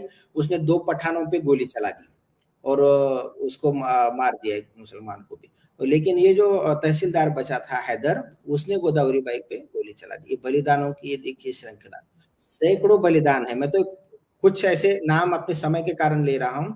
इन नाम सैकड़ों लोगों ने जो रक्त बहाया, जो संघर्ष किया, इसकी चर्चा इसीलिए नहीं की जाती क्योंकि ये अपने धर्म के प्रति, मैं उनका झंडा नहीं उतारूंगा, मैं हवन करूंगा, मैं गणेश उत्सव अपना मनाऊंगा, इसमें लोग दृढ़ता से आगे रजाकारों के आगे खड़े होने लगे। रजाकार जब गांव पे हमला करने आते थे, वो फिल्म में तो बहुत ही क्या बोलते हैं, बहुत ही कम है। इतिहास में ऐसी सैकड़ों लाखों घटनाएं हैं जिनके गांव के गांव, एक महिला, एक बालक, वृद्ध, कोई पीछे नहीं था हमारे यहाँ। मेरे घर में भी बहुत समय तक बंदूकें थी क्योंकि मेरे दादाजी भी 38 के सत्याग्रह में थे, रजाकारों से भी लड़े, तो हम देख के आश्चर्यचकित होते थे उनको। तो ये ऐसी परिस्थिति को, रजाकारों के विरुद्ध संघर्ष को कैसे भुलाया जा सकता है।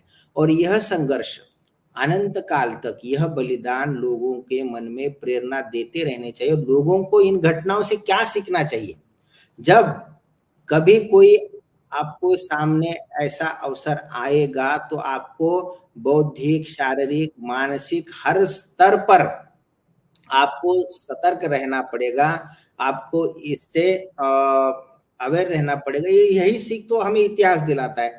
अगर इतिहास को भी हम एक शॉर्ट के माध्यम, हमें टाइम नहीं है, इतना भाषण हम कहाँ सुनेंगे।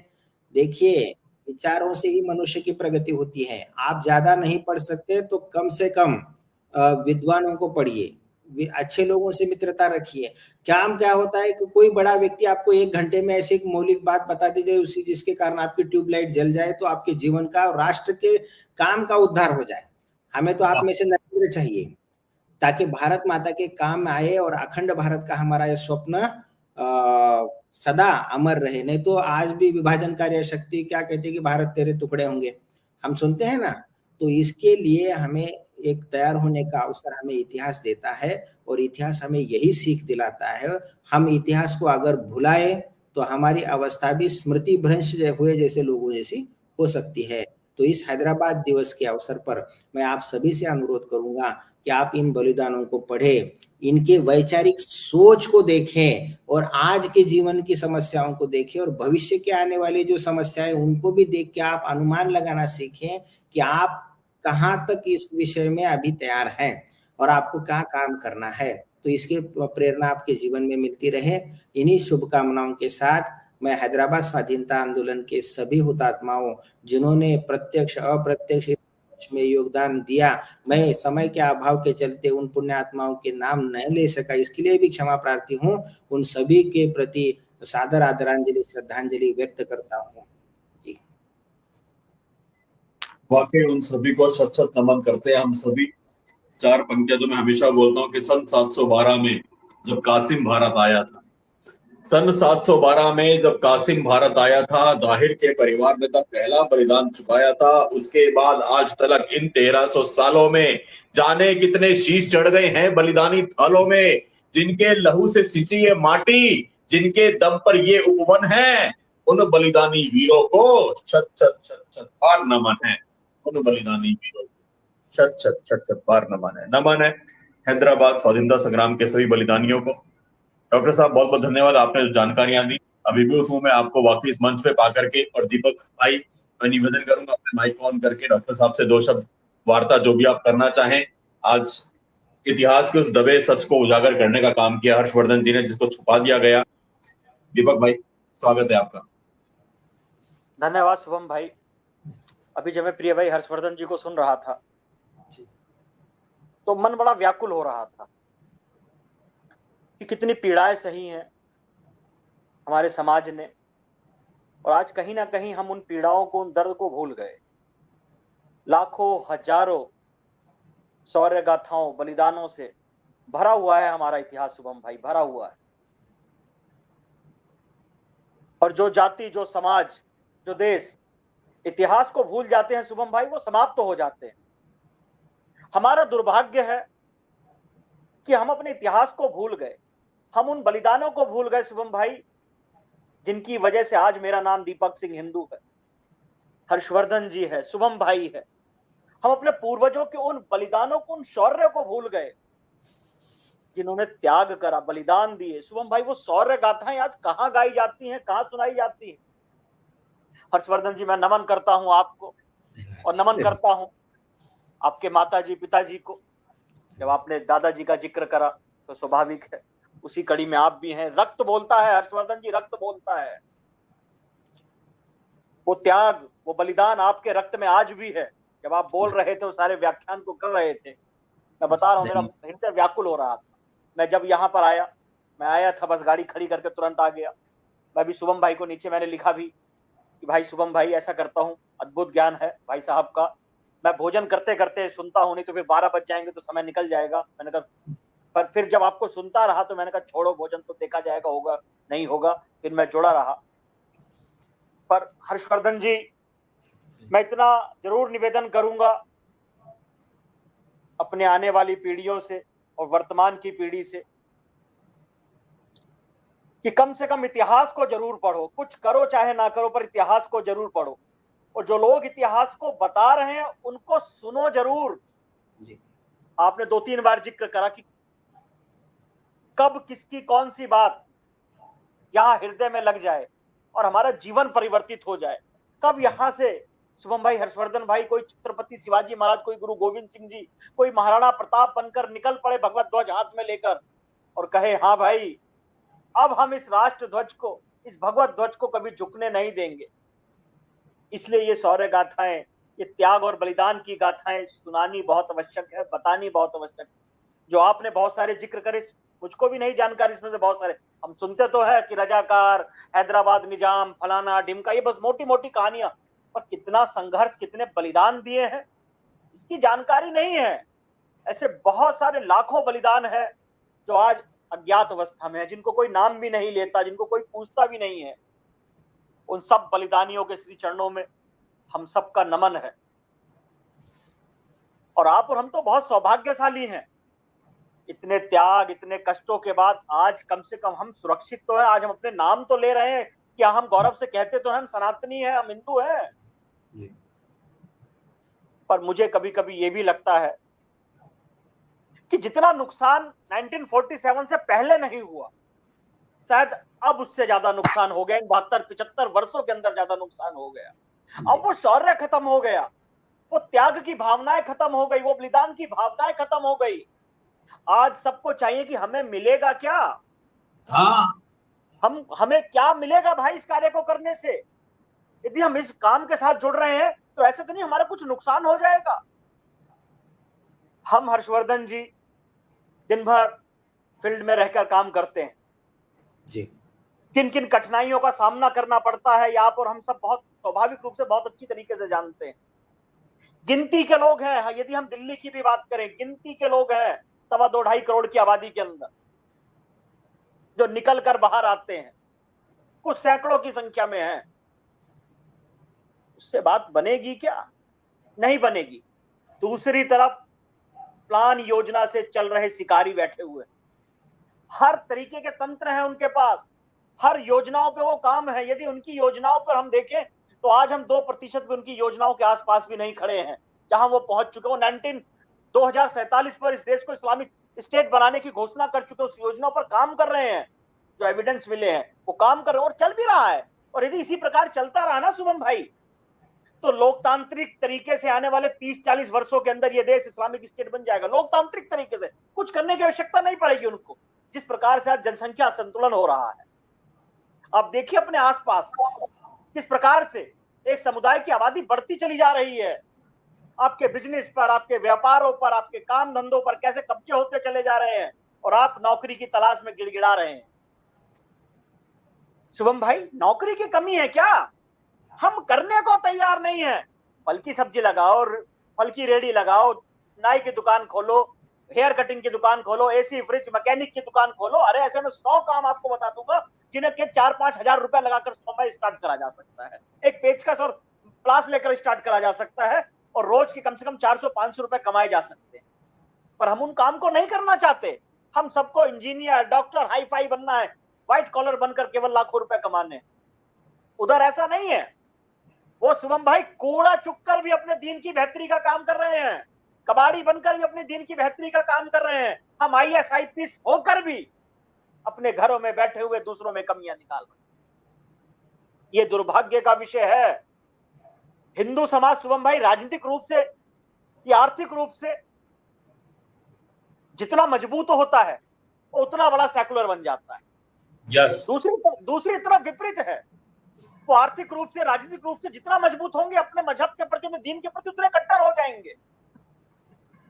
आज मैं देख रहा था, माफी चाहूंगा मेरे साथियों, शायद आपको कुछ मेरी बात कड़वी लगे या तीखी भी लगे। आजकल बड़ा 8-10 दिन से एक मैसेज चल रहा है, स्कैनर को स्कैन करो, इस लिंक को क्लिक करो, फलाना करो, ढिमाका करो, ये करो, वो करो। शुभम भाई, जब वक्फ का कानून लाया गया था तब ये स्कैनर चलाए गए थे क्या? किसी से राय शुमारी करी गई थी क्या? बताइए, करी गई थी क्या राय शुमारी कि हम इस कानून को ला रहे हैं?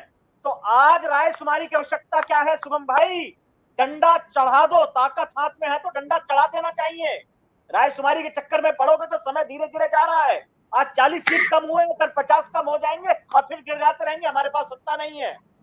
जब ताकत हाथ में हो तो उसका उपयोग करना चाहिए। और हर्षवर्धन जी, शुभम भाई, ताकत का कोई विकल्प नहीं होता। रामायण, महाभारत, छत्रपति शिवाजी महाराज, महाराणा प्रताप, जितने भी हमारे महापुरुष या पूर्वज हुए हैं, ताकत के दम पर ही आज हम यहाँ पर स्टैंड कर रहे हैं। और यदि आज हम उस बातों को भूल रहे हैं तो गिड़गिड़ाते रहो। मांगने से भीख नहीं मिलती शुभम भाई। महाभारत नहीं होती यदि मांगने से 5 गांव भी मिल गए होते। श्री कृष्ण तीनों लोकों के स्वामी वो खुद मांगने गए थे कि 5 गांव ही दे दो। मिला क्या? कुछ नहीं मिला। समाज को ये सोचना पड़ेगा, हमें अपने घर की सुरक्षा स्वयं करनी होगी। कोई शुभम भाई, दीपक भाई, कितने घरों की हम सुरक्षा कर पाएंगे मेरे भाई? नहीं कर सकते। हमारे घर में यदि पागल कुत्ता घुस आए तो उसको भगाने की सबसे पहली जिम्मेवारी हमारी स्वयं की होनी चाहिए। ये नहीं कि एमसीडी का इंतजार करेंगे, कोई सरकार का इंतजार करेंगे, कोई प्रशासन का इंतजार करेंगे, वो आएगा, हम तो अपने घर में बैठे हुए कोने में दुबककर और कोई आके उस पागल कुत्ते को भगाएगा। लाठी उठाओ और हाँक दो उस पागल कुत्ते को। आज करोड़ों की संख्या में शुभम भाई, करोड़ों की संख्या में घुसपैठिए इस देश में पागल कुत्तों की तरह घुस आए हैं। किसकी जिम्मेवारी है? कौन करेगा? एक दो को तो शुभम भाई हम हटा नहीं सकते, करोड़ों को कोई हटा पाएगा क्या? हटा पाएगा जिस दिन हम जाति, पंथ, ऊंच नीच के मतभेदों को छोड़कर एक हुंकार भरेंगे सनातनी की, और सब आ जाएंगे भगवत ध्वज के नीचे कि हम भाई सब बात में सबसे पहले हम सनातनी, सबसे पहले हम हिंदू हैं। केवल एक गर्जना शुभम भाई, केवल एक गर्जना दुश्मनों का पेशाब निकलवा देगी, गारंटेड कहता हूं मैं। केवल एक गर्जना। पर आज वो शौर्य कहां चला गया? शुभम भाई, हम उस रक्त की संतानें हैं जिन्होंने अपनी गर्दन कटने के बाद भी घंटों लड़ाइयां लड़ी हैं, घंटों। गर्दन कट गई तो भी हमारे महापुरुष वीर लड़ रहे हैं। हाथ कट गए, पैर कट गए तो भी लड़ रहे हैं, बीच में से चीर दिए गए तो भी लड़ रहे हैं। आज वो शौर्य कहां चला गया? भाई साहब कह रहे रील, आजकल ठीक कह रहे, फोन पे रील चलाते रहेंगे, बस रील चलाते रहेंगे, अर्धनग्न माताओं बहनों को देखते रहेंगे, अपना जीवन खराब कर रहे हैं और समाज को भी बर्बाद कर रहे हैं। आज समाज को जागृत करने की आवश्यकता है। और मैं बार बार यही कहता हूं, तो भाई हमने बार बार कहा कि जब सत्ता पास में हो उसका उपयोग जरूरी है, उस ताकत का उपयोग करना जरूरी है। आज धीरे धीरे फिर हम कमजोर हो रहे हैं, दुश्मन फिर ताकतवर हो रहा है, वो फिर षड्यंत्र में हम लोगों को फंसा रहा है, और हमारा समाज तो निश्चित रूप से फंस ही जाता है। कितना लंबा संघर्ष आज भाई साहब ने सुनाना, अभी तो इन्होंने केवल 90s के बाद की कहानियां सुनानी शुरू करी हैं, उससे पहले का इतिहास उठाकर देखो शुभम भाई। आज का इतिहास है क्या? 712 से लेकर आज तक हमारा समाज संघर्ष करता रहा है, पर इस लड़ाई को 1947 के बाद हम हारने शुरू कर दिया, जब पाकिस्तान का पहला बंटवारा हो गया। ये तो हम तो लड़ रहे थे, जीत रहे थे, आज स्थिति विपरीत होती चली जा रही है। मैं यहां निराशा की बातें नहीं कर रहा, मैं किसी को कोई डराने की बातें नहीं कर रहा, पर सत्य को स्वीकार करना होगा। आज हम अपनी शोभा यात्राएं नहीं निकाल पाते, आज हमारे मंदिर सुरक्षित नहीं है, आज हमारी बहन बेटियां सुरक्षित नहीं है, आज हमारे घर सुरक्षित नहीं है। कब? जब हम 21वीं सदी में जी रहे हैं, तब सुरक्षित नहीं है। अभी बांग्लादेश आपके सामने हुआ है, 1-1.5 महीने पुराने की घटना है। किस प्रकार सड़कों पर दौड़ा दौड़ा कर, टांग टांग कर क्रेनों से सुमन भाई माताओं बहनों की वीडियोस वायरल हो रही हैं। और ये बांग्लादेश में नहीं हुआ, आज से 2 साल पहले अपने बंगाल के अंदर हुआ था, याद होगा आप लोगों को, गवर्नर तक रो पड़ा था वहां का। कश्मीर के अंदर हुआ है, केरल के अंदर हुआ है, अभी भाई साहब हैदराबाद का जिक्र कर रहे तो वहां हुआ है। दुनिया भर के ये सब हम झेल चुके हैं, कोई नई घटना नहीं है, पर कोई सुनने को तैयार। इतिहास पढ़ो, इतिहास की जानकारी रखनी आवश्यकता है, अपने धर्म की जानकारी रखनी आवश्यकता है। सामने वाले से हम बहस तब कर पाएंगे जब हमें पता होगा, और सेकुलरों को ज्ञान नहीं। कोई कह देगा जी ये तो शांति का मजहब है, अब जिसको नहीं पता शुभम भाई वो मान जाएगा शांति का मजहब है, जब उनको बताया जाएगा कि विश्व के अंदर जितना रक्त इस्लाम ने बहाया उतना किसी ने बहाया ही नहीं है, और हम प्रमाण देंगे हाँ भाई देखो यहाँ बहा है, तो सामने वाला चुप हो जाएगा। पर हमको कुछ पता ही नहीं, हम तो कहेंगे दे दी हमें आजादी बिना खड़क बिना ढाल, साबरमती के। भूल गए उन 18-19 साल के बच्चों के बलिदानों को, भूल गए बाल हकीकत राय के बलिदान को शुभम भाई। साबरमती के संत तूने कर दिया कमाल। दुर्भाग्य है।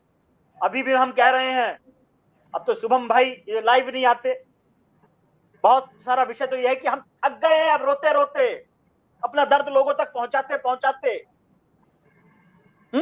हम सत्य बोलते हैं, ये जो रिपोर्ट हो गई जी, फलाना हो गया, स्ट्राइक आ गई, धमाका आ गया, सोचो उनकी योजना कहां तक है। जो 200, 400, 500 लोग हमको सुनते हो, वो चाहते हैं कि ये भी ना सुन पाए, वो स्ट्राइक का उपयोग करते हैं, जो भी उनके पास तंत्र है उसका उपयोग करते हैं और हमारी आवाजों को दबा देते हैं। हम क्या करते हैं?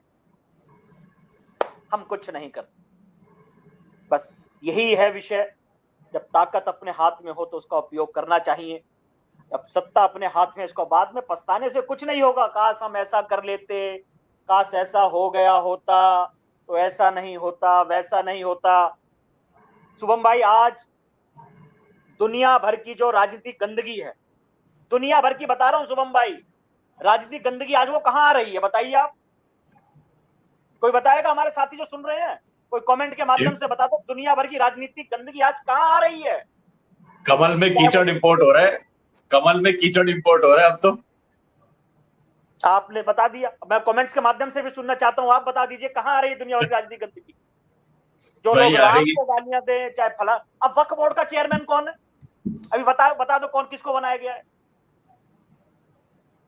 क्या अपेक्षा करोगे शुभम भाई? जिसको राम में आस्था नहीं, जिसको कृष्ण में आस्था नहीं, उनको क्या आस्था?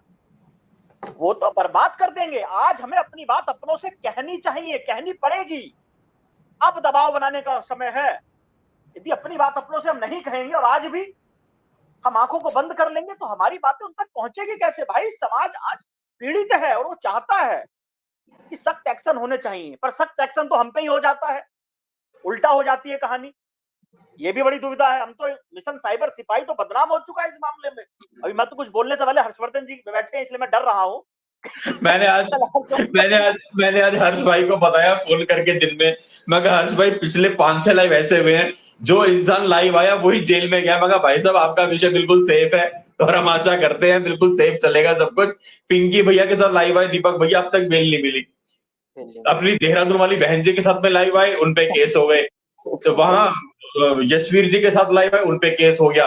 जो जो लाइव आया साइबर सिपाही पे, सब पे धाराएं लग गई। बताओ, सब जेल में है। तो सत्य बोलने का परिणाम शुभम भाई, चाहे जो भी हो, हम बोलेंगे और बोलते रहेंगे। अब परिणाम चाहे जो कुछ भी हो। हर्षवर्धन जी, मैं आपको बहुत बहुत नमन करता हूं मेरे भाई। और महादेव सदा आप पर अपनी कृपा बनाए रखें। और हम दोनों भाई थोड़ा सा उल्ट सुल्ट है, हमारी बातें बस ऐसी निकल जाती है।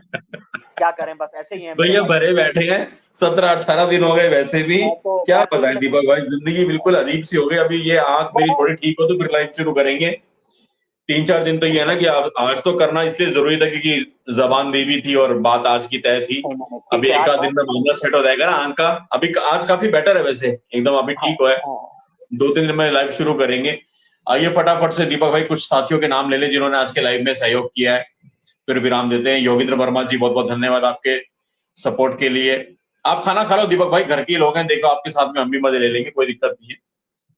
अमृत आनंद जी, बहुत बहुत धन्यवाद आपका।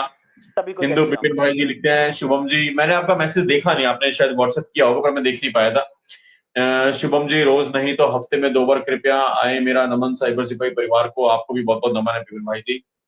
कमलेश राजपुरोहित जी, जय श्री राम भैया। लगता है आंख में, मेरी आंख में थोड़ा सा है प्रॉब्लम अभी ना, कंजक्टिवाइटिस हो गया था। आज थोड़ी बेटर है, कल तो बिल्कुल नहीं खुल रही थी और आज तो हर्षवर्धन जी ने और दीपक भाई ने और आप सबने खोल ही दी है मेरी आंखें, है ना। तो आशा करता हूँ 2 दिन में बिल्कुल ठीक हो जाएगा, फिर लाइव करेंगे। ये महीना थोड़ा सा ऐसे ही निकल गया मेरा अस्पतालों के चक्रों में ना, हॉस्पिटल में, फैमिली में एक के बाद एक सभी कुछ ना कुछ बीमारी चलती रही, छोटे से लेके बड़े तक पूरी फैमिली। और अंत में अब मेरा नंबर है, तो कोई दिक्कत नहीं, 3-4 दिन में है, फिर शुरू करते हैं। कमलेश जी, बहुत बहुत धन्यवाद आपके पुनः सपोर्ट के लिए। जय हिंदू राष्ट्र। कमलेश भाई लिखते हैं, जय हो साइबर सिपाही मेरे भाई, आपकी बहुत ही जय हो। कमलेश भाई बहुत बहुत धन्यवाद, बहुत बहुत धन्यवाद।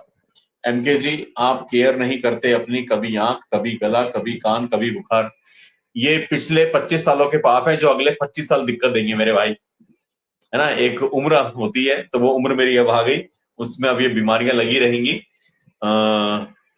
ये पिछले 25 साल के कारनामे, अगले 25 साल का दुख, तो आप मेरी अभी की उम्र भी अंदाजा लगा लोगे। नरेंद्र स्वामी जी, बहुत बहुत धन्यवाद आपके सुपर स्टिकर कंट्रीब्यूशन के लिए। प्रेम जी ने मेंबरशिप ली है, बहुत बहुत धन्यवाद आपका, चैनल को बचाने का काम किया है आपने। मैं फिर से कहूंगा, जो भी साथी जुड़े हुए हैं, अगर कोई पहली बार देख रहे हैं, नए साथी हैं, तो ज्वाइन बटन दबा के मेंबरशिप अवश्य ले लीजिएगा। चैनल हमारा जिंदा रहता है, बचा रहता है। शुभम जी, आपकी दाहिनी आंख कुछ लाल लग रही है, आप अपनी सेहत के प्रति लापरवाह होकर के सोए हुए हिंदुओं को नहीं जगा सकते। हमारे लिए साइबर सिपाही परिवार का पूर्ण स्वस्थ रहना अति आवश्यक है। आपके प्यार के लिए बहुत बहुत धन्यवाद। सोए हुए हिंदुओं को तो जगा चुके, अब तो जो सोने का नाटक कर रहे हैं उनके लिए आते हैं ना, और वो जागेंगे नहीं कभी। बस चलता रहेगा ऐसी, क्या दिक्कत है। MK जी उबासी लेने के लिए ही आ जाया करो आप दोनों भाई, उबासी लेने में कोई कॉपीराइट नहीं लगेगा, कम से कम पता तो चल जाता है कि आप लोग जिंदा हो। आपने लिखा आप कैसे हो, आसान भाषा में कि आपको ये पता रहे कि चलो जी रहा है अभी भाई, टपका नहीं है। ये प्यार है आपका, आज आएंगे, अवश्य आएंगे, आते रहेंगे, है ना। फ्लावर गार्डन दोस्तों चैनल की मेंबरशिप ले लो, धन्यवाद आपके इस कमेंट के लिए। नरेंद्र स्वामी जी बहुत बहुत धन्यवाद आपके सुपर स्टिकर के लिए। ताशी भाई थैंक यू, हर हर महादेव सभी को, आपको भी हर हर महादेव ताशी भाई। मैं ही क्यों, जय श्री राम भाइयों, कैसे हैं आप, भगवान आपको शक्ति दे। आपका बहुत बहुत स्वागत है बड़े भाई, और आपको भी और आपके परिवार को बहुत शक्ति दे। ताशी भाई लिखते हैं उनके दीन के लिए जेल जाते हैं, हमारे रील बनाते हैं। हमारे भी जेल जाते हैं, दिक्कत यह कि हमारे बिना किए कुछ करे धरे जाते हैं, झूठे केसों में उठाए जाते हैं, और उनके सब कुछ करके जाते हैं और मूंछों पे ताव लगा के दाढ़ी पे यूं करते हुए बाहर आ जाते हैं। प्रियंका शर्मा जी लिखती हैं भाइयों को प्रणाम, हिंदुओं के नेता तृप्तिकरण नहीं छोड़ पा रहे हैं, ममता बनर्जी से ही सरकार चलाना सीख लें। बिल्कुल सही कहा आपने, ममता से सीखें, कांग्रेस से सीखें, लेकिन वो नहीं सीख पा रहे हैं। पता नहीं ये सरकार पूरे भी चल पाएगी नहीं चल पाएगी, क्या होगा। बहरहाल हम अपना काम करते रहेंगे। जितने भी साथी आज के लाइव में जुड़े, आप सभी का बहुत बहुत धन्यवाद। वीडियो में जो भी जानकारियां दी, कुछ चीजें ऐसी थी जिनको इतिहास में छुपा दिया गया, हम सबसे दूर रखा गया। इस विषय को समझने के लिए शायद इस लाइव को आपको एक बार दोबारा देखना पड़ेगा, रिवाइंड करके बहुत सारी चीजें समझ में आएंगी। मैं आपसे मिलूंगा बहुत जल्दी, 3-4 दिन के बाद लाइव करेंगे, दीपक भाई के साथ में आएंगे। बहुत सारे विषय हाथ में है, लेकिन अभी स्क्रीन पे, क्योंकि आज स्नाना करते लगभग 2 घंटे हो गए स्क्रीन के सामने, जो कि मेरे लिए ठीक भी नहीं है इतना लंबा समय बैठना, क्योंकि वापस से आंख में स्वेलिंग और वो होना शुरू हो गया है। तो आज इस लाइव को यहीं पे विराम देता हूँ। जैसे ही थोड़ा सा तबियत अलाउ करती है स्क्रीन पे काम करना, तो मैं फिर आपके सामने लाइव आऊंगा। तब तक अपना प्यार, अपना आशीर्वाद, अपना साथ, अपना सपोर्ट बनाए रखिए।